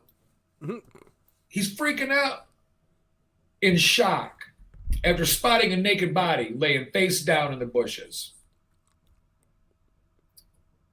So he tells his wife, you got to call the police. Report it. Someone's been killed and thrown in the bushes. So she gets out of the car, go have a peek, and she sees one of the bare legs sticking out of the shrubs herself. Darts back to the safety of the car. They lock the door. She said, my husband came back from watering the plants, and I had never seen him so pale or scared. I couldn't believe what he was saying. So she had to go see for herself.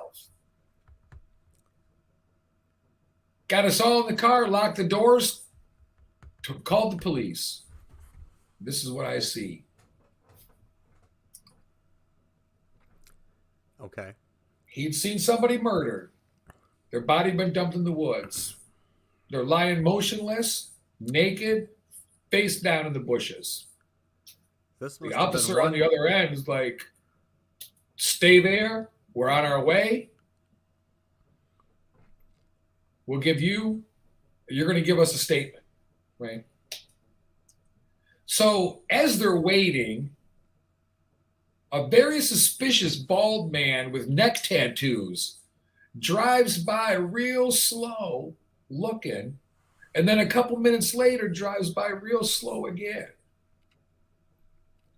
Well, this freaks them out. They run. They take off, but the police have told them to stay. He speeds away in his car. Now the paramedics have showed up. They're going, where's the blood? Now the police are going, they're showing up. They're going, where are you? Where are you? We told you to stay here. So they return to the 2 cop cars, 3 police officers that are roping off with caution tape the crime scene. The area was all taped off. It all seemed just like the movies, right? Well, the police go to pick up the body. Feels a bit light. He says, it turned out to be a pale rubber sex doll. I think I saw breasts. This must have been one heck of a premium priced, extremely lifelike sex doll. Because if it's your basic inflatable buddy, you'd know that it was not a human leg. Funny human you foot. mention that. But wait, there's more. Yeah. Funny you mention that. I said the same thing when I saw the picture. Uh-huh. It's one of those that's basically melted together at the seams, right? Yeah. Like the old Like a balloon. Yeah. Yeah. It is a old with the mouth open, just a pink hole. It is not a real doll. It is not one of those for $6,000 that looks like you're banging a sleeping beauty. Right. No, this is a blow up inflatable 1970 era sex doll. Vintage, baby. So they go to pick it up and they realize, wait a minute, this isn't even real. Now they think it's somebody playing a prank or someone discarding an ex. Police did use a body bag. They said they were going to do that to preserve her modesty.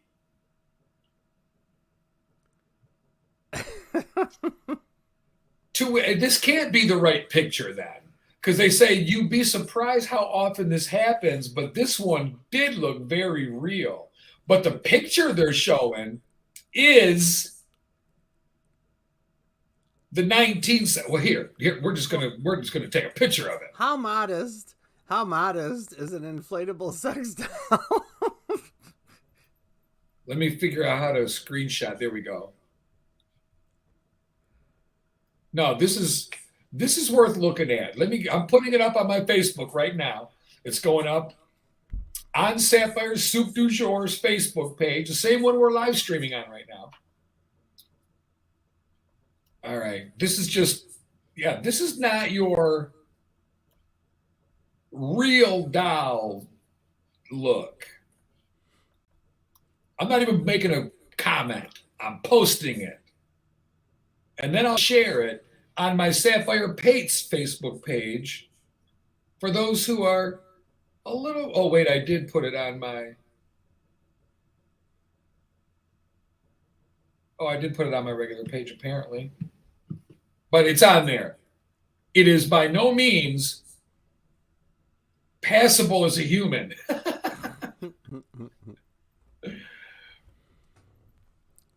No nipples. Beautiful pearl necklace. Blow up doll realness mouth. It just cracks me up that we have to protect the modesty of a blow up sex doll. Yeah. And I gotta love. I just want to put this out there. This is not a picture of me topless. Sling her over your shoulder and take her out of there. Oh my goodness gracious. Have you had a chance to look at it yet, Bob? I'm trying to see it come. It hasn't come up yet, but it's on its way, I'm sure. Let's see. Okay. I've been refreshing the I've got a comment on it already. Oh, you got dying here. Oh. I'm not sure if I dyed my hair or if I got her dying there. Maybe I got you laughing your butt off. Or maybe you're saying that's a picture of me with my hair dyed brown. In other words, bitch. Like, no, that's not a picture of me. Oh, for Did you see it? yes, nice I mean, inflatables. they cannot be the picture of the woman they seen laying face down in the bushes. You look at that leg and you go, there's a seam on it. Yes, Like, there's no way in the world. So that can't be it. it wouldn't even be a good parade float. That's what you'd see at a bachelor party in 1980. Right. You know? Stick it in here. What the hell, man? Well, that needed all kinds of modesty preserving. That's just. I got to imagine it was a real doll. But why would you get rid of a $6,500 real doll? Maybe it was stolen. Maybe it was stolen goods and discarded. Steal it and use it and be gone. Oh. That's right. All right. Have a listen. What are we doing? are we doing? Days after a shooter walked into a grocery store, gunned down African American patrons, we have another Sandy Hook on our hands. What are we doing? There are more mass shootings than days in the year. Our kids are living in fear every single time they set foot in the classroom because they think they're going to be next. What are we doing? Why do you spend all this time running for the United States Senate? Why do you go through all the hassle of getting this job, of putting yourself in a position of authority? If your answer is that as the slaughter increases, as our kids run for their lives, we do nothing. What are we doing? Why are you here? Not to solve a problem as existential as this. This is inevitable. These kids weren't unlucky. This only happened in this country. Nowhere else. Nowhere else. The little kids go to school thinking that they might be shot that day. Nowhere else do parents have to talk to their kids, as I have had to do, about why they got locked into a bathroom and told to be quiet for 5 minutes just in case a bad man enters that building. Nowhere else does that happen except here in the United States of America. It is a choice. It is our choice to let it continue. What are we doing? That is Senator Chris Murphy from Connecticut. Here's Steve Kerr, a coach of basketball. This is his news briefing yesterday.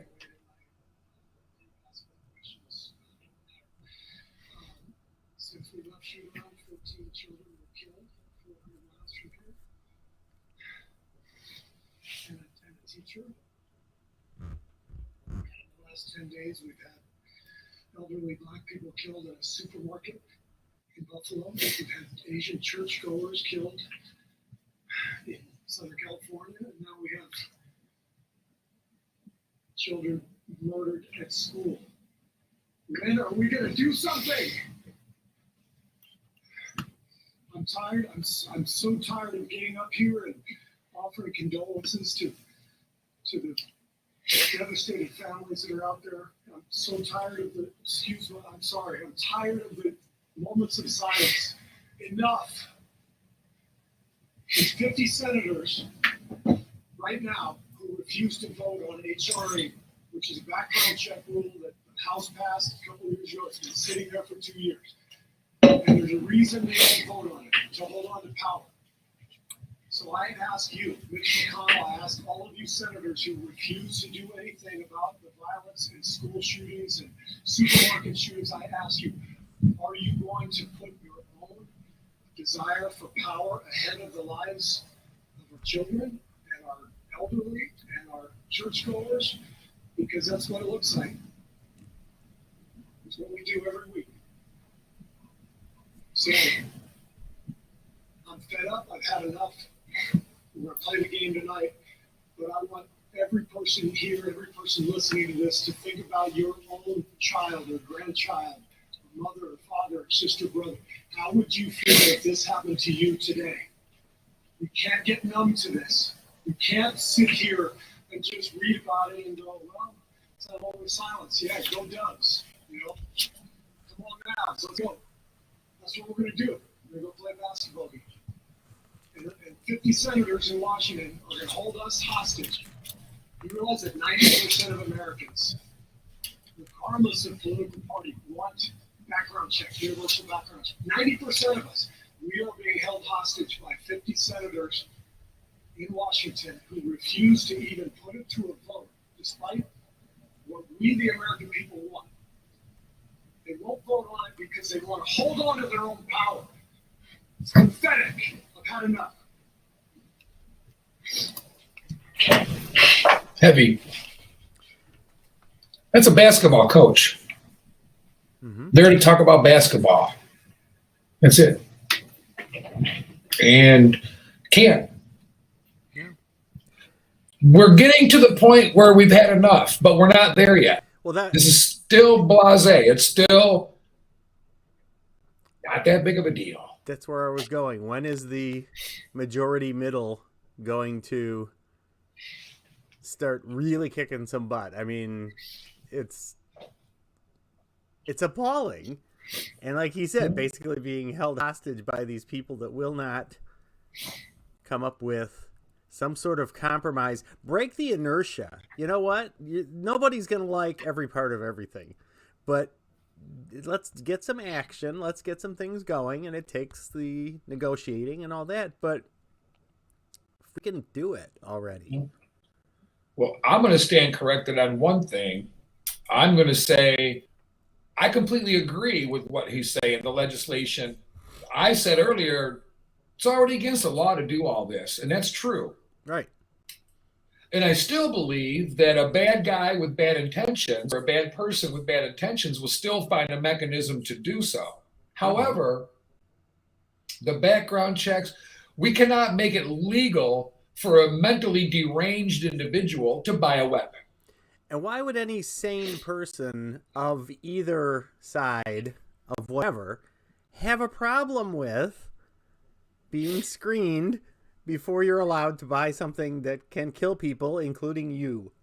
I think it's a good idea. I understand, again, and this is something, there's a fine line between public safety, what's best for everybody, and individual rights. There's a fine line we have to walk. However, when you put it to a vote of the people, that's what we want. What we have to do is we need to start putting the power of the vote back in place. We're a long way from that now because we don't even trust the integrity of the system. And if you think you do, you don't. Why do I say that? Go on CNN today.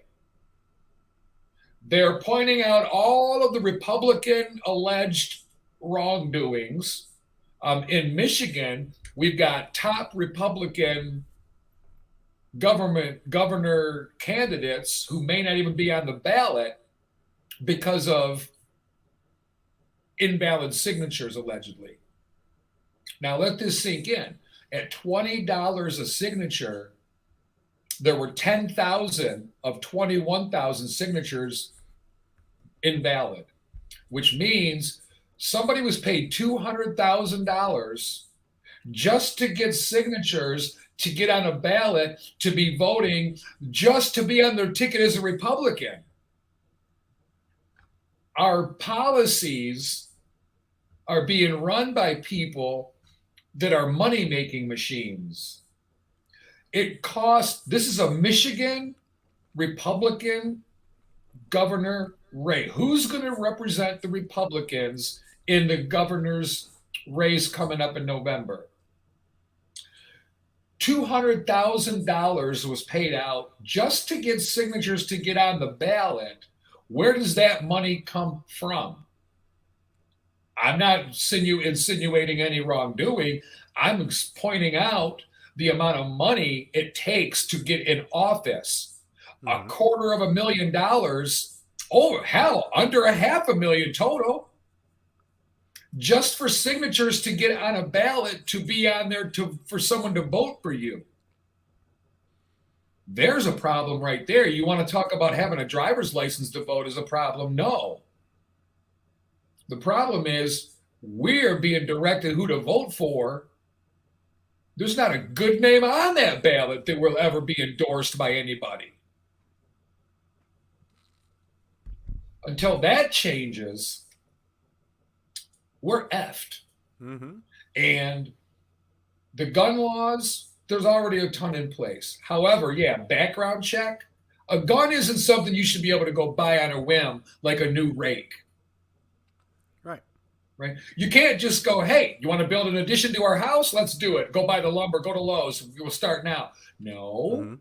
There's procedural things you have to do. Inspections, permits to make sure everything's done properly and safely for you and for others. Well, buying a gun is not something in America that we've lost the privilege to be able to go buy one on a whim. Mm-hmm. We've lost that privilege. And I agree with you. If you feel wrong differently about that, that's your choice. But do we really want open access to everything? Because I don't believe it would solve a big problem. However, if not having the weapon the moment you're pissed off, you may have a chance to cool down. Mm-hmm. If we don't get that little cool down period in there, which is from the background check and the waiting period, Mm-hmm. if I'm mad at you and I decide I'm going to end it for somebody, I go buy a gun and bullets and I go out on the street and start shooting. Mm-hmm. If I got to wait 3 days after the background check comes back, I got a cool down period. Mm-hmm. I'm all about discussion. What I won't do is sit there and listen to Joe Biden or anybody go, we need more gun legislation. Be specific, Joe. Be specific, because we've got it. It's against the law to go into a school and shoot people. Way against the law. There needs to be a little modification to what's already there, but we don't have to recreate everything. Correct. It's already, like you said, it's already there. Where's the loophole? Where are we falling short of this being a more airtight, in place, enforceable, etc. kind of law? And there's always going to be the exception where, even like you said, so you're pissed off and you get your background check and you got to wait 3 days, and then you go pick up your gun and then you go do your deed because you're still pissed off. Well, maybe this ties back to the mental health issues and the mental health system and people's access to it, stigmas about it, etc., etc., etc. And you're never going to get every single person, but if you can stop 80% of access for situations like this, is that not better than where we are right now? Yeah. Something's got to give. This is where we got cooler heads. Intelligent people have to understand. There's not a son of a bitch alive that walks into a place thinking, I'm within my legal right to do this. That guy that walked into the Buffalo supermarket did not for 1 second think, you know what, this is justified. No, they know what they're doing is wrong. They're choosing to do it. Mm-hmm. We can look at the legislation and all that because, yeah, there are things that need to be legislated more. I stand corrected on that. We do need background checks. Absolutely. There's no reason. What would be the reason you need to go buy a gun right now? Right this freaking minute. Mm-hmm. I just decided to go hunting? No, Mary, that is not the case. You didn't just decide to go hunting. Mm-hmm. So if that's the case, you got plenty of time for us to make sure that you're not going to be a complete moron with this gun. True. There's also, I mean, we talked about the kinds of guns. I mean, military artillery type guns don't necessarily be available to the public. Don't have to be. Yeah. I mean, and body armor. Yeah. I mean, that's not to say that you can't have a gun. There's plenty of guns out there, plenty of types. Just about any one will do the job if you're a decent aim, one shot, you know. Mm-hmm. You don't need the magazine guns that you can just spray a room with and take out mass numbers of people. Those don't need to be available to the public. There does need to be a level of regulation that is common sense. Yeah. And again, now you talk about walking a line, and where do you draw the line? I mean, to me personally, that's kind of the line. Any kind of a single shot kind of weapon, or if you gotta have it, you gotta have it. But nobody sane needs the right, and I haven't caught the whole story as to the specifics of what kind of gun the guy used or anything. But regardless, it doesn't matter. Right. Anything that's capable of that kind of mass destruction does not need to be available to the general public. I agree. And I'm to the point now where I've defended my friends with assault weapons and stuff like that. And I still do because they've never broken a law with them. I got no problem with that.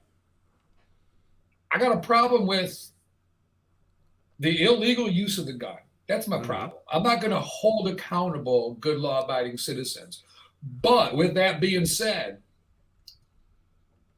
if you cannot agree right now that something has to be done with access to assault weapons,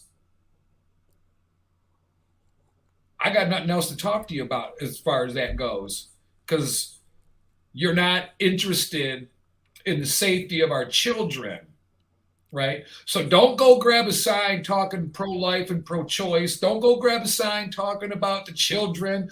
Don't worry about their education. Don't worry about none of that crap. It doesn't mean a thing to you. You've proven it, in my opinion. You have the right to do that. But if you tell me that you don't feel that we should have a ban on access to assault weapons in 2022 with the state of this country, I say you're either stupid or you don't care about kids. You don't care. It's survival of the fittest. And I guess I'm curious, and this is more of I mean, I don't want to claim to be totally ignorant, but I don't understand. I've never had anybody explain it to me or give me their view. Why even the law-abiding citizens that have permits and have gotten these kind of weapons, what makes them want them? Why do you need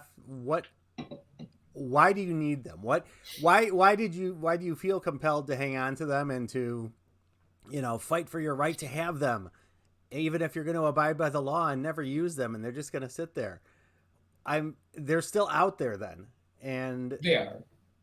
I don't understand the thinking. I would need somebody, and I always welcome it. Tell me what I'm missing, because I can't find it. I hear you. I agree in a way with that. I don't have a problem with people. Let me rephrase that. I think I understand why people want it. Power. You got that assault when you absolutely, positively have to kill every MFer in the room right now. I could do it. Never will, but I could. It's a power thing, and it's cool. It's like driving fast. You got a brand new sports car. It'll go 280 miles an hour or whatever.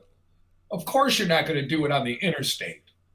But if you got a chance on a closed track designed for speed, then you would do it.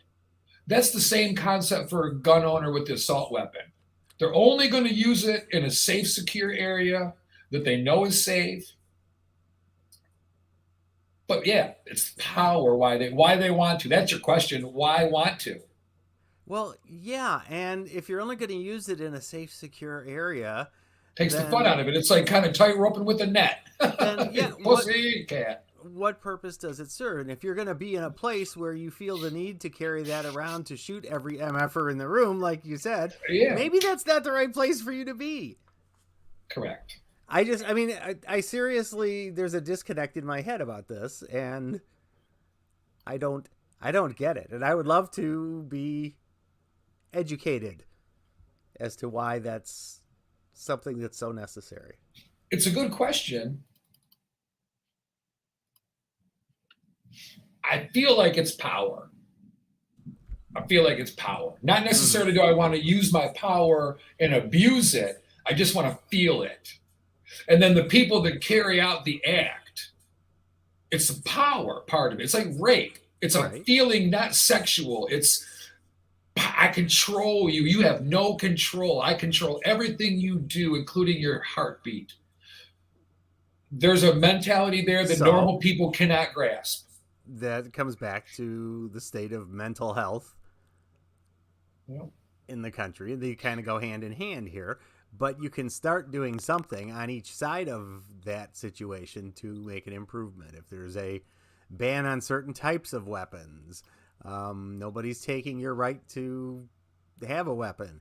On the mental health side, and again, it's bigger problems than I can sit here and think of solutions to on the spot. That takes a lot of conversation and resolution, but dang it, let's do it. It's what are we waiting for? Yeah. Well, that's what the senator was saying from Connecticut. What are we doing? Why are we here? Why are we taking these positions to watch this happen? And then you've got the perspective of a professional basketball coach who deals with elite. They don't worry. Their neighborhoods don't get shot up. Mm-hmm.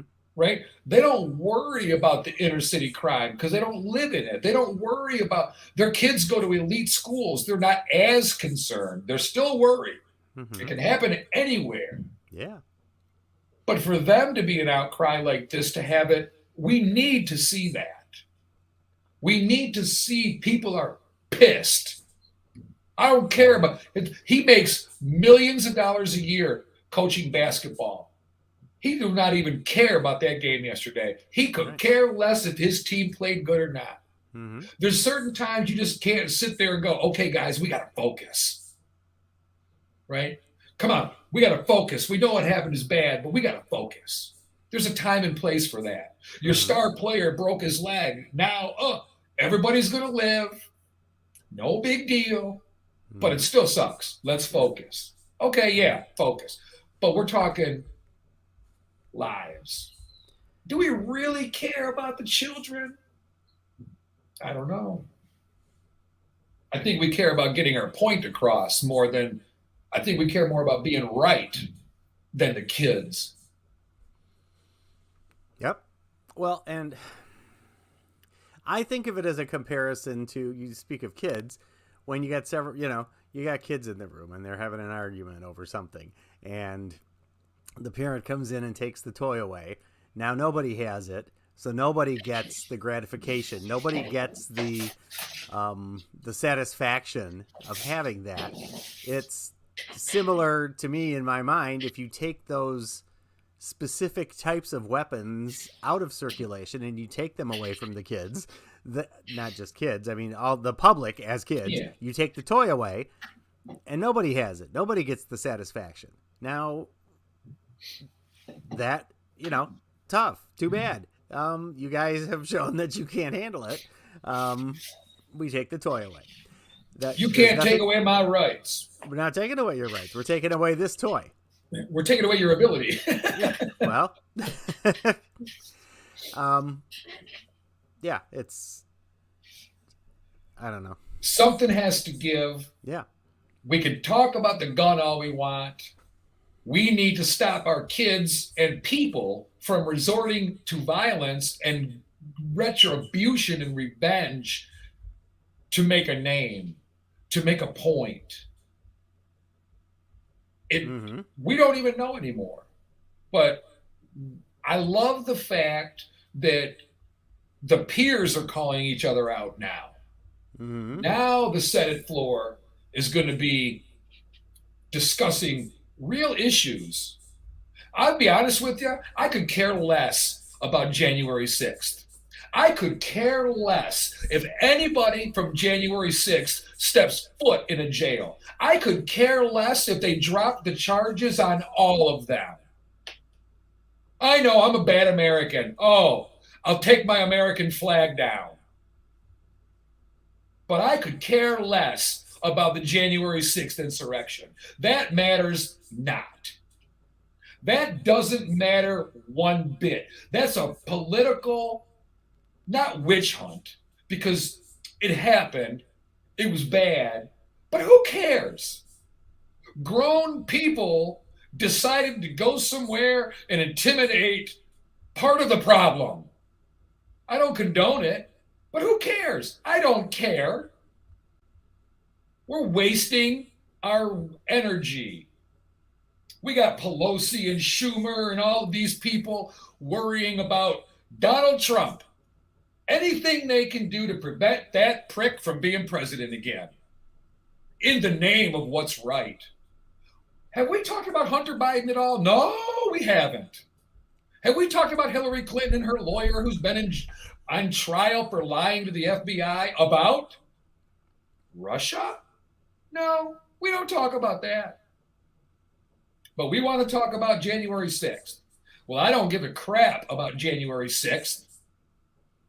That is nothing compared to what happened yesterday, compared to what happened in Buffalo, compared to what happened in California, compared to what happened in South Carolina, compared to what happened in Connecticut, Colorado, Yep. everywhere. Mm-hmm. That's what I care about. I could care less if Hillary Clinton's lawyer lied. Who gives a crap? They all lie. They're lawyers. That's what they're paid to do, dumb. Who cares? Doesn't matter. I don't care if they burned down the Capitol. You know why? If nobody died except for the one lady that died, or the couple of people that passed away, and it's tragic. I don't care. Burn the building down. Who gives a crap? Who cares? Well, it's a building. Oh, it's a bummer. So it's such history. Time out. You don't like our history anyway. We're trying to change it all. Mm-hmm. So we don't want to learn from our history, right? We want to make it comfortable. I don't know how more comfortable you can get than the Pilgrims and the Indians meeting on Plymouth Rock and having a big kumbaya party, welcoming each other with open arms. Nothing but trust, respect, and dignity from day one. What more can you ask for? It's a beautiful American story. Uh-oh.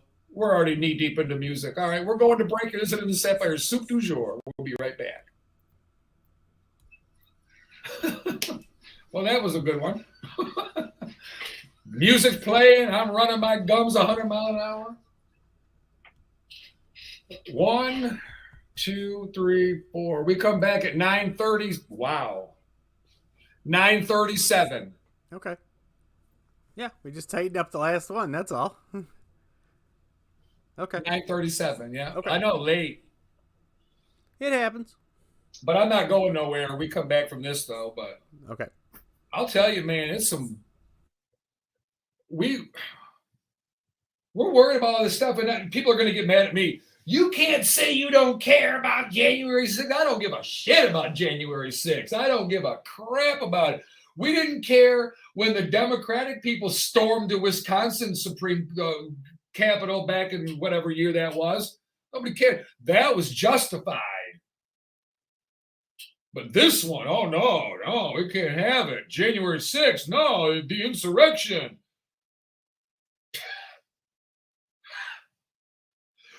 More people died in the gas station in Detroit this weekend from getting shot by bad guys than died in the January 6th insurrection.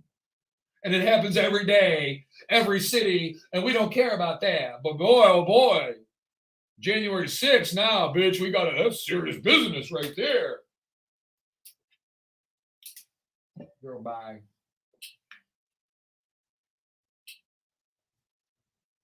It's unbelievable. But I do like what the senator was saying. What? Calling yourself out, calling it out. What are we doing here? We are the ones who are making the policies. We're the ones who accepted these positions of authority, as he said, which it is authoritative. You do have decisions to be made, but you do them not based on the people that are lining your pocket. You're supposed to do it based on the people that are casting their vote. But we turned it around a little. If you go back to the beginning of the show, we talked about the difference of an open and closed society. An open society is what the government can do to preserve your individual rights. A closed society is what can the individual do to serve their leaders. We're blending them together a little bit in America, and it ain't supposed to be, but we're allowing it. The concept of give an inch, take a mile is always looked to by the have-nots, as we call them, right? The ones who are on government assistance, the ones who are on welfare. We're the ones who try to dictate, well, you should take a drug test. If I have to take a drug test to earn the money, you got to take a drug test to get the money. We don't ever go into what the circumstances of life are that put them there. We just look down upon them because we're doing better than they are. Congrats. I got a post to prove by Greg. Scary. All right, we got 3 more songs. We come back at 9:37. Greg shared a link. Gas prices. What's going on? Evil war, Ukraine, brutally killing black men. Yeah.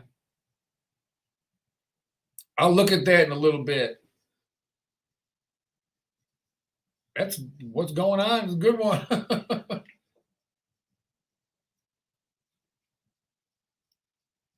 Yeah.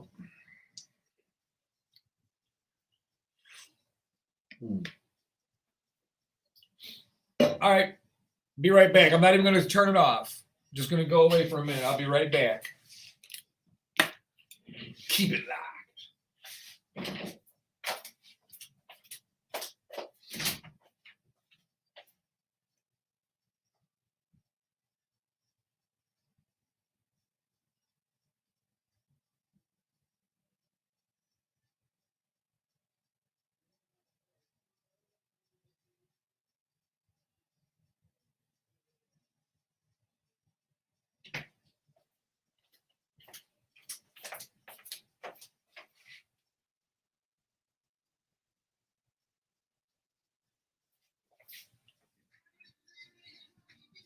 Huh, still on? I don't know. All right, you're right back.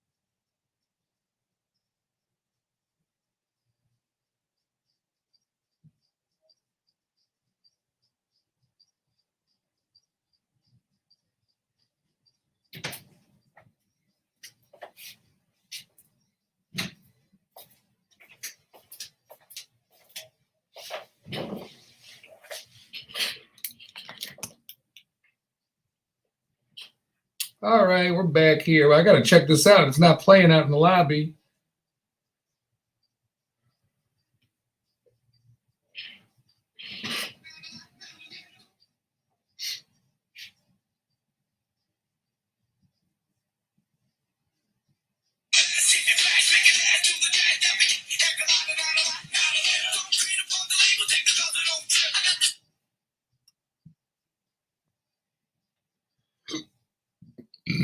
Excuse me.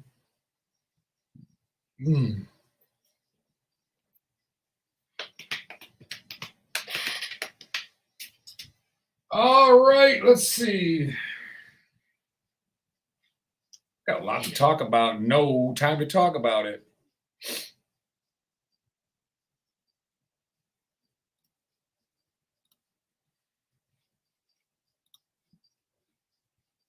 All right, let's see. Messages from.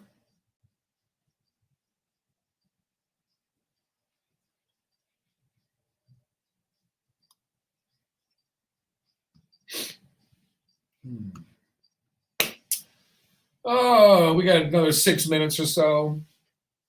And then when we get back, we got a lot to talk about. No time to do it.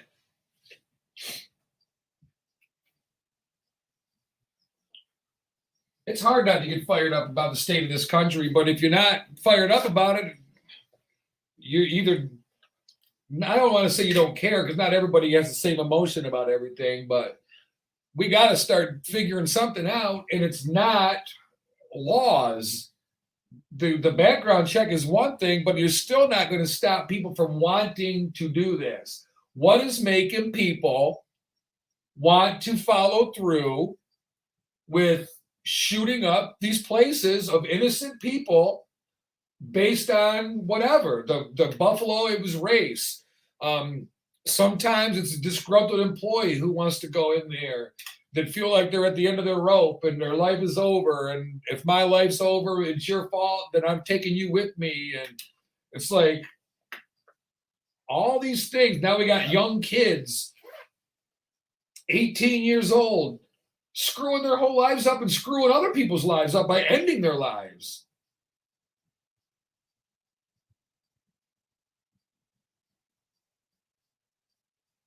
It's fucked up a little bit. That's what it is.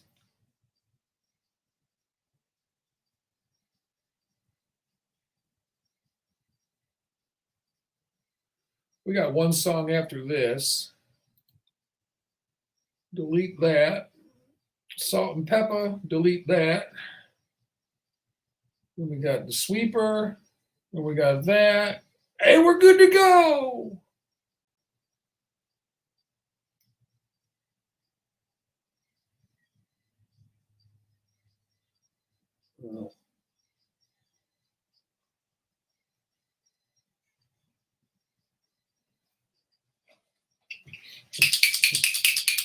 Yeah, I know, my spray paint. Shut up.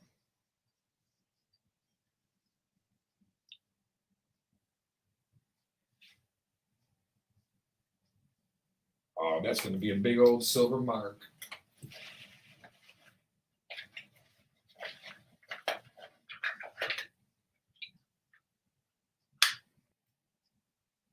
Not bad. I'll talk all that off in no time.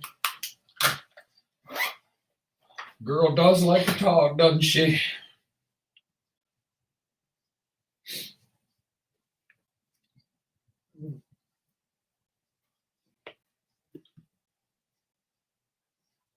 My Tinder's going crazy. Must have been that nude I posted. Oh, I didn't want to go in there, though. Now it's going to show that I was on there, and people are going to go buck wild.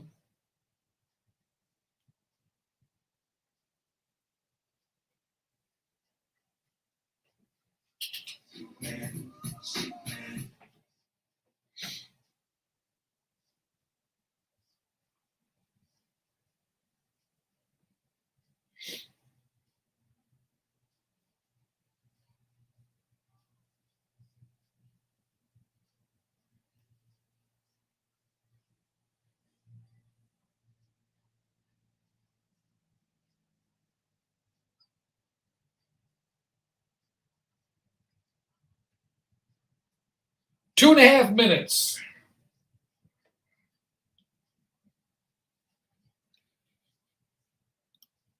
Get rid of the oil company bullshit. We're done talking about that.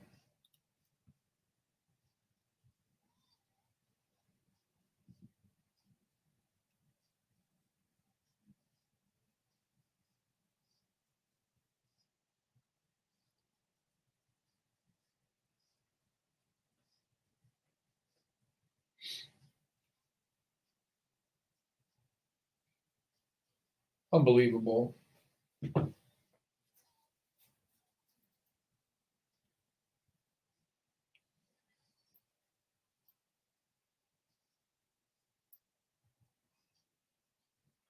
My fingernails are foobar.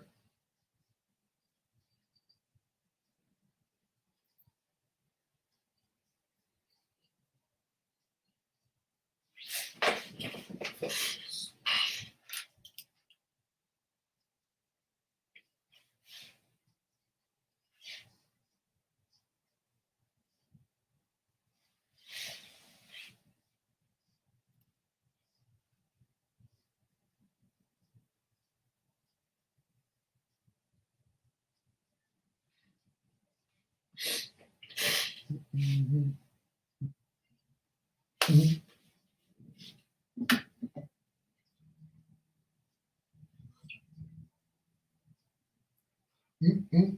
the smell of it.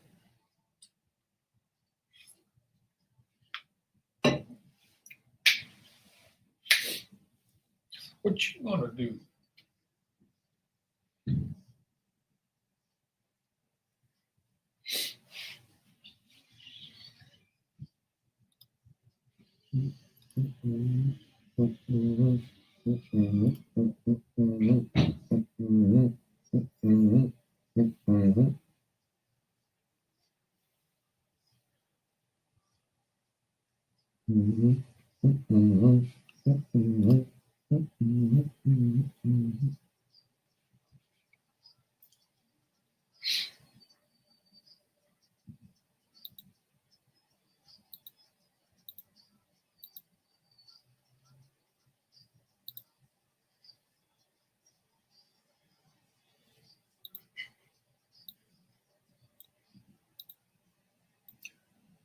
All right, we are back indeed. Well, I'm back. Bob, there's Bob. Bob's joining us right now, standing there in Stonewall, it looks like. Welcome back. You in New York, are you? Stonewall. All right. I accidentally disconnected myself. What a dum-dum. Uh-oh, it happens. It happens. Biden's America, right? Well, you know, things happen in Biden's America. Oh, I love it.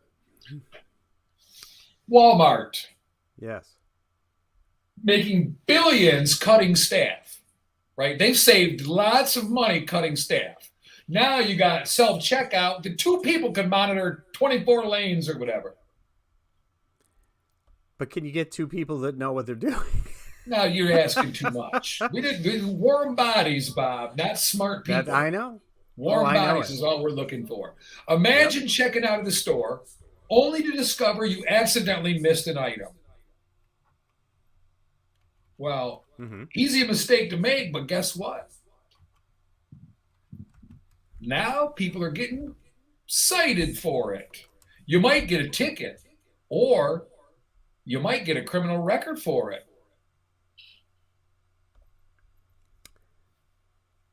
Well, Out of the shadows, 2 women jump out at me and grab my cart, usher me all the way back across the store into a little tiny interrogation room and told me I was being arrested for shoplifting. I was in complete shock. I had absolutely no knowledge, and let alone the intention of not paying for my items. Yeah. That's been around forever. She was given a petty theft citation. She accidentally forgot to scan a few items during checkout. She was held for an hour and a half, called the sheriff's department. It was over $30. They had to arrest her. She'd never been arrested in her life. She's in her mid-60s. They were rude, inconsiderate, and they kept asking me to explain, even though I didn't know what was going on. Read me my rights. I had to sign some papers. Then he offered to stay and chat with me afterwards because he could tell I was so upset. Chat about what?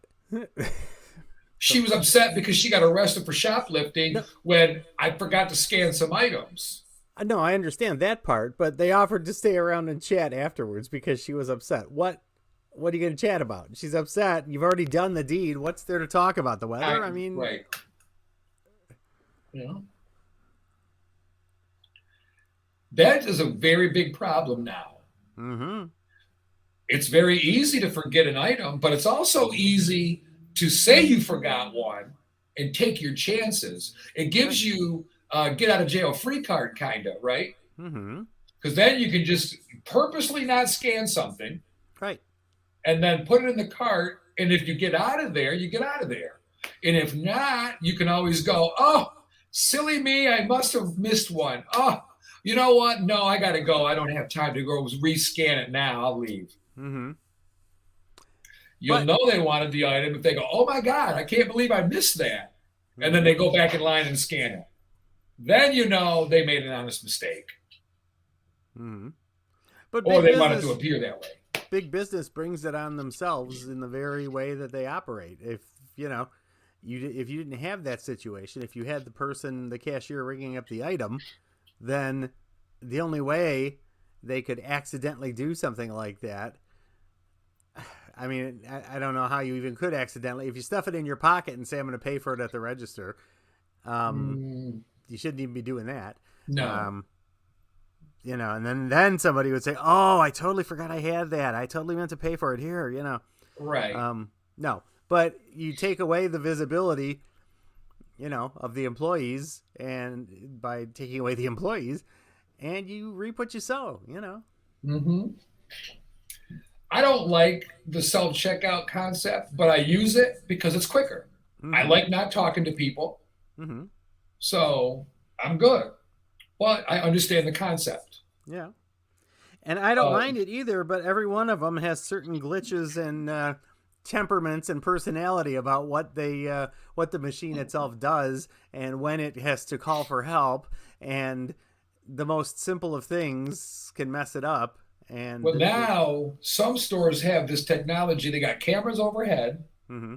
and they got cameras on the self-checkout. Mm-hmm. So when you're scanning something, one of the things people like to do is they'll get $80 worth of crab legs somewhere. They'll go to the deli in the grocery store. They'll go to the meat department. They'll get, and I've had this happen when I worked at the meat department at the Meijer. They'll get a bunch of crab legs, and you put that sticker on there, mm-hmm. right? It says $86. Right. They'll take that sticker off. Yep. They'll grab a sticker off of a hamburger for $3.99. Right. Put that over it, scan it. The computer would never know the difference. Right. Au contraire, it does now. Once it scans, it knows how much that product weighs and the size of it. So if you're scanning a $3 thing of hamburger and you got crab legs, it's going to notice something's different, even though you don't set it down to weigh it. Yep. It automatically, the camera automatically pops up right in front of you, that screen. Shows what you did. The person, the attendant comes over and says, oh, you missed something. And they'll look and see what you missed. Mm-hmm. Instead of saying, you stole that, mm-hmm. or you're trying to, they'll go, oh, you missed that item. Would you like to rescan it now? Mm-hmm. And you'll know right away, because people will either go, oh my God, yeah, of course I need it. Mm-hmm. Yeah. If they go, oh no, I don't want it, they were stealing it. Mm-hmm. You know. That's just my opinion. All right, before we get too far around here, this is the Take My Money segment. Neat, cool things. No matter what, ladies and gentlemen of all ages, doesn't matter. What we have in store for you today will not only shock, it will amaze you. Shocking. Gadgets. Your jaw will drop in wonder of where we found these. Maybe it'll prompt you for your next big thing. Maybe the inventor. I used to like that show, American Inventor. Mm-hmm. Have you ever done crossword puzzles? Mm-hmm.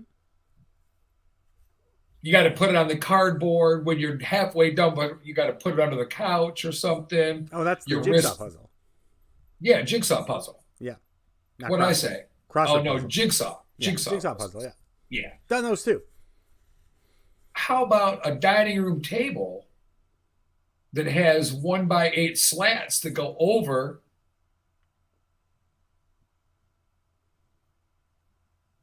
the board? Mm-hmm. So when you want to work on the puzzle, you take off the 6 or 8 1x8 slats that make your table, and you got the cubby hole. You don't have to move it.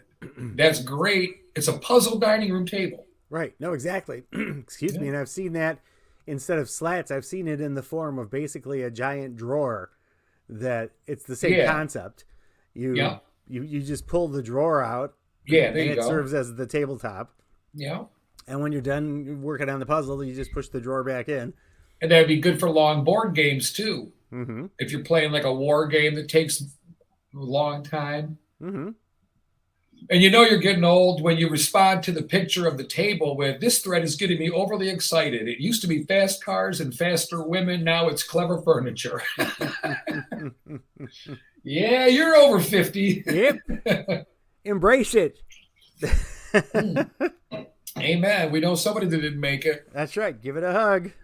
This one caught my attention. A giant dog bed for humans. A big, round, giant dog bed for humans. It's perfect. So you get to sleep in your own bed, and Fluffy gets to sleep in their own bed right next to you. These are 5 foot tall about. Oh, wow. Yeah, when you stand them up. So they're big enough for you to lay in. Mm-hmm. And it just looks just like a bed. This would be perfect for you based on your pool. Yeah. An inflatable tank pool float with a working water cannon and foot pedals to get around. That's pretty funny. It's awesome looking. Mm-hmm. It couldn't be too huge, but it, you could certainly accomplish it. There's enough length to that thing to have a little fun with that. Sure. Mm-hmm. It's always fun when there's a little length involved. You know it. How about a camper that comes with an inflatable awning to keep the bugs out? That's nice. It goes around the back end of it, around the side.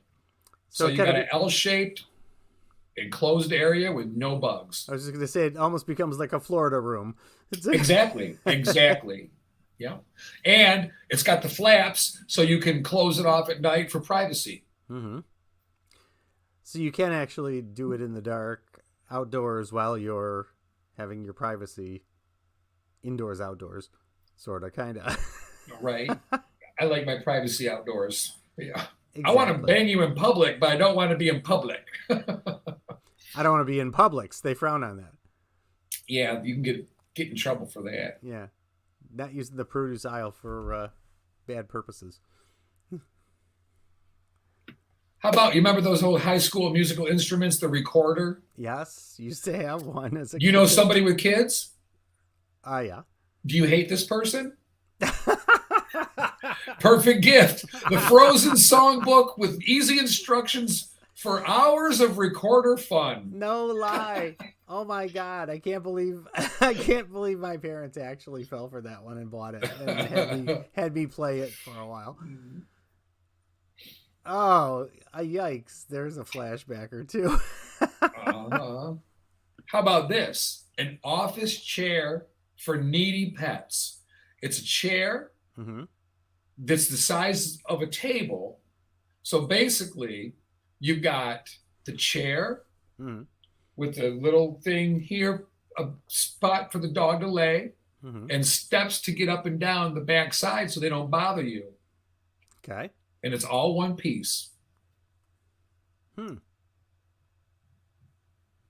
Interesting. Interesting. Oh, now here we go. For the family that makes sandwiches for their kids for lunch. The Ziploc storage thing that goes in the refrigerator, and the Ziploc storage bags don't lay flat. They slide in to a zip store.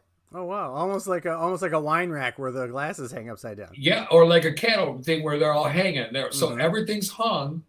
The cheese, the meat, the sandwiches, everything, the condiment, the veggies, everything's hung there ready to go. Well, you don't need that if you do it the way my mom used to make our lunches. Talk about another flashback. Ever have your school lunch made on the front seat of your car? No. On the way to school? On the way to school. Dang, I forgot to pick up this, that, and the other last night like I was going to. No. Store opens at 8 o'clock. Mom goes running in, grabs the stuff. We get back in the car, on the front seat of the car, making the sandwich. And then I get to school at 10 after 8. And I'm 5 minutes late. And then you're walking in late with a car-made school lunch. Yeah, but it's the freshest lunch in the classroom, right? Oh, the memories. Oh, man. I love it. Yes. I bet you never had a car-made school lunch before. No, you got me there. Yeah. Yeah. You got me there. All right. Do you have a word of the day? I do have a word of the day. I have a list of words of the day. Let's pick one here.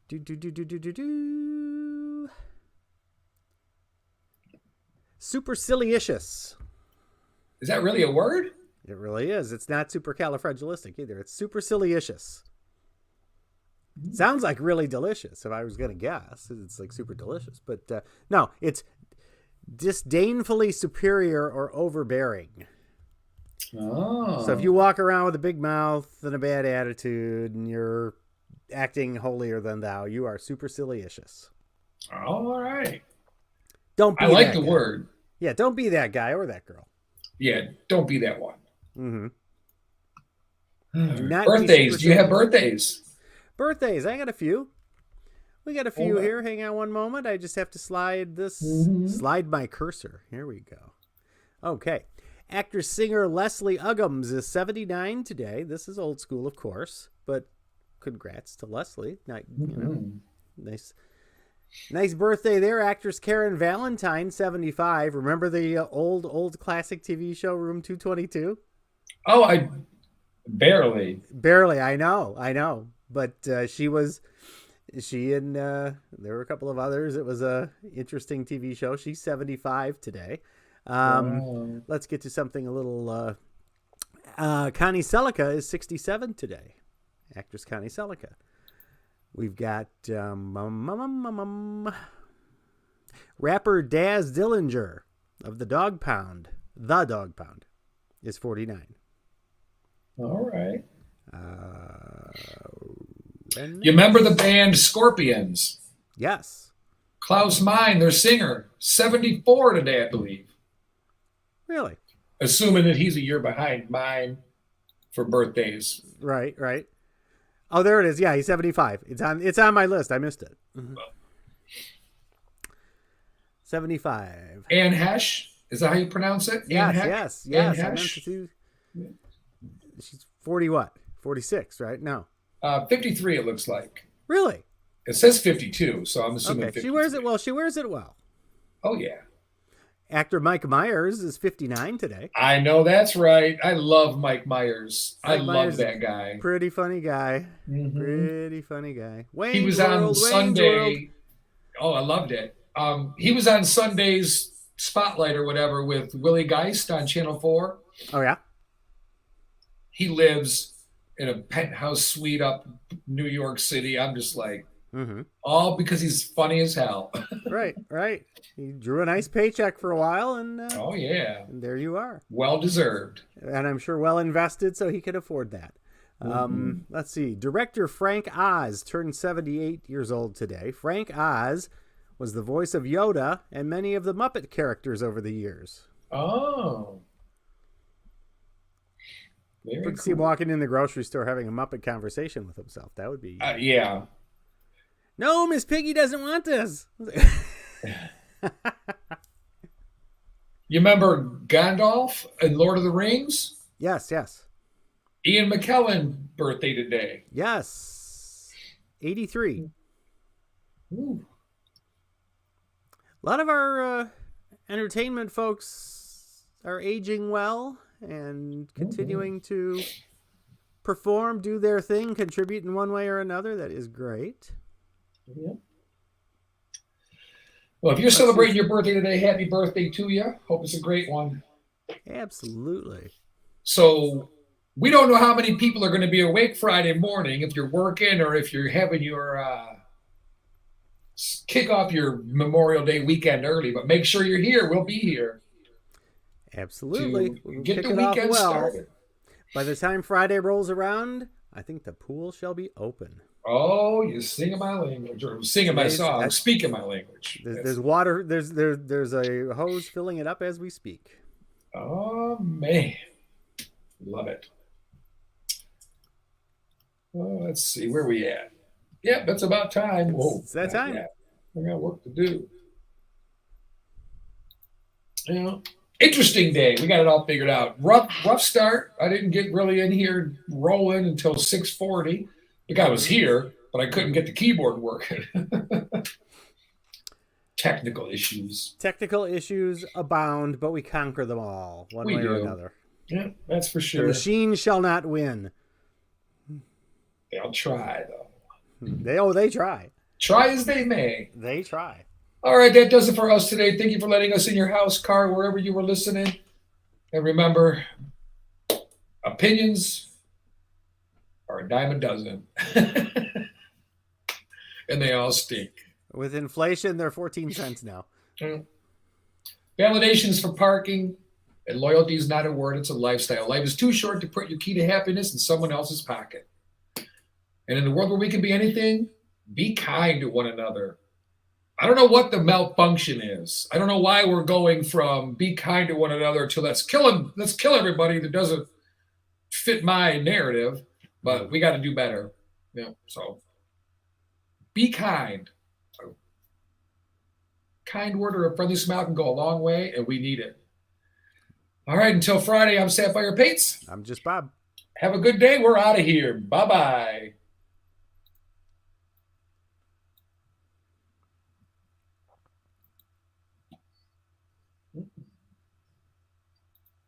There's that.